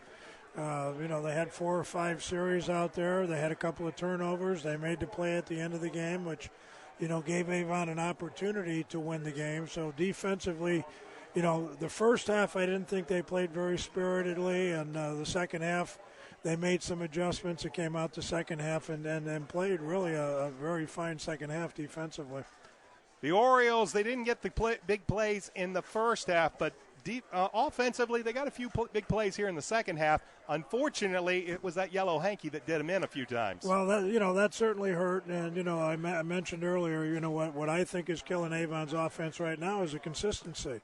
They're making plays. They had some nice runs. Shaw came in and did a nice job. I thought the offensive line kicked it into gear in the second half and blocked a lot better the second half. Brandon Peters made some big plays, but at the same time they had some key penalties that hurt them and a couple of key turnovers that just killed them. And they need to get where they're mixing things a little bit better, I think, offensively, and where they're just playing with a little more consistency and a little more strut in their walk. Even at the end of the game, I think they're hoping to make plays, not really expecting to make plays. And some of that comes from experience. And they're just going to have to learn from this game, keep their chin up, move forward. It's early in the game, and I'm sure Coach Bless is down there, telling them like I used to tell them, when you have a game like this, is we'll learn from it and we'll move on and. Do what you need to do, and then the biggest thing that you got to prevent right now is some finger pointing. You lose a tough game like this, you start off 0-2, and this is when the leaders on the team need to step up.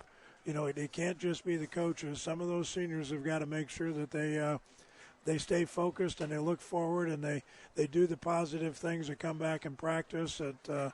And they stay together as a team, offensively, defensively, special teams, because they all need to improve.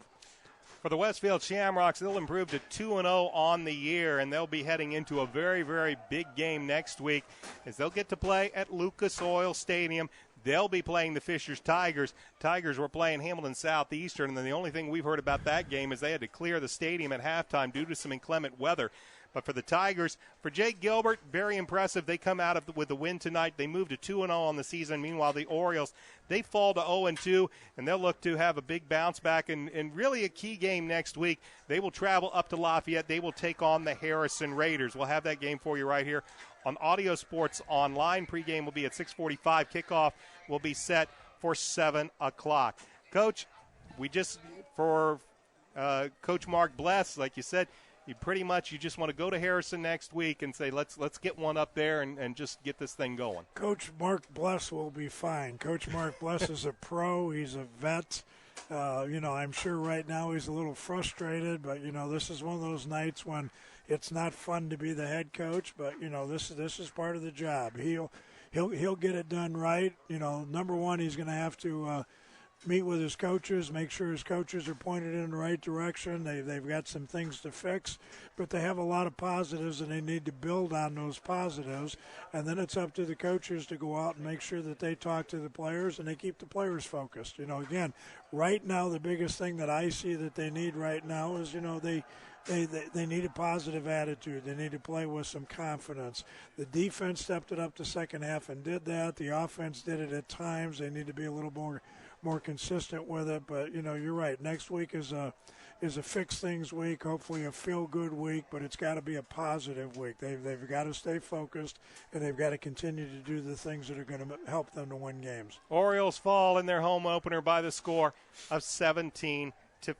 Alongside the Indiana Football Hall of Famer Dave Shelbourne, this is Brian Scott saying thank you for joining us tonight. Look forward to seeing you next week at Harrison. Again, the final score, the Westfield Shamrocks defeat the Avon Orioles by the score of 17-15. Avon Oriole football has been brought to you by our proud sponsors for this evening. As we bring you tonight's broadcast, they are McDonald's, the Hendricks County Flyer, Reynolds Body Shop, Legends Pub and Grill, McNamara Florist, the Payroll Department, Avon BMO Harris Bank, and Citywide Paving. Once again, your final score, Avon falls to Westfield by the score of 17-15. So long, everybody.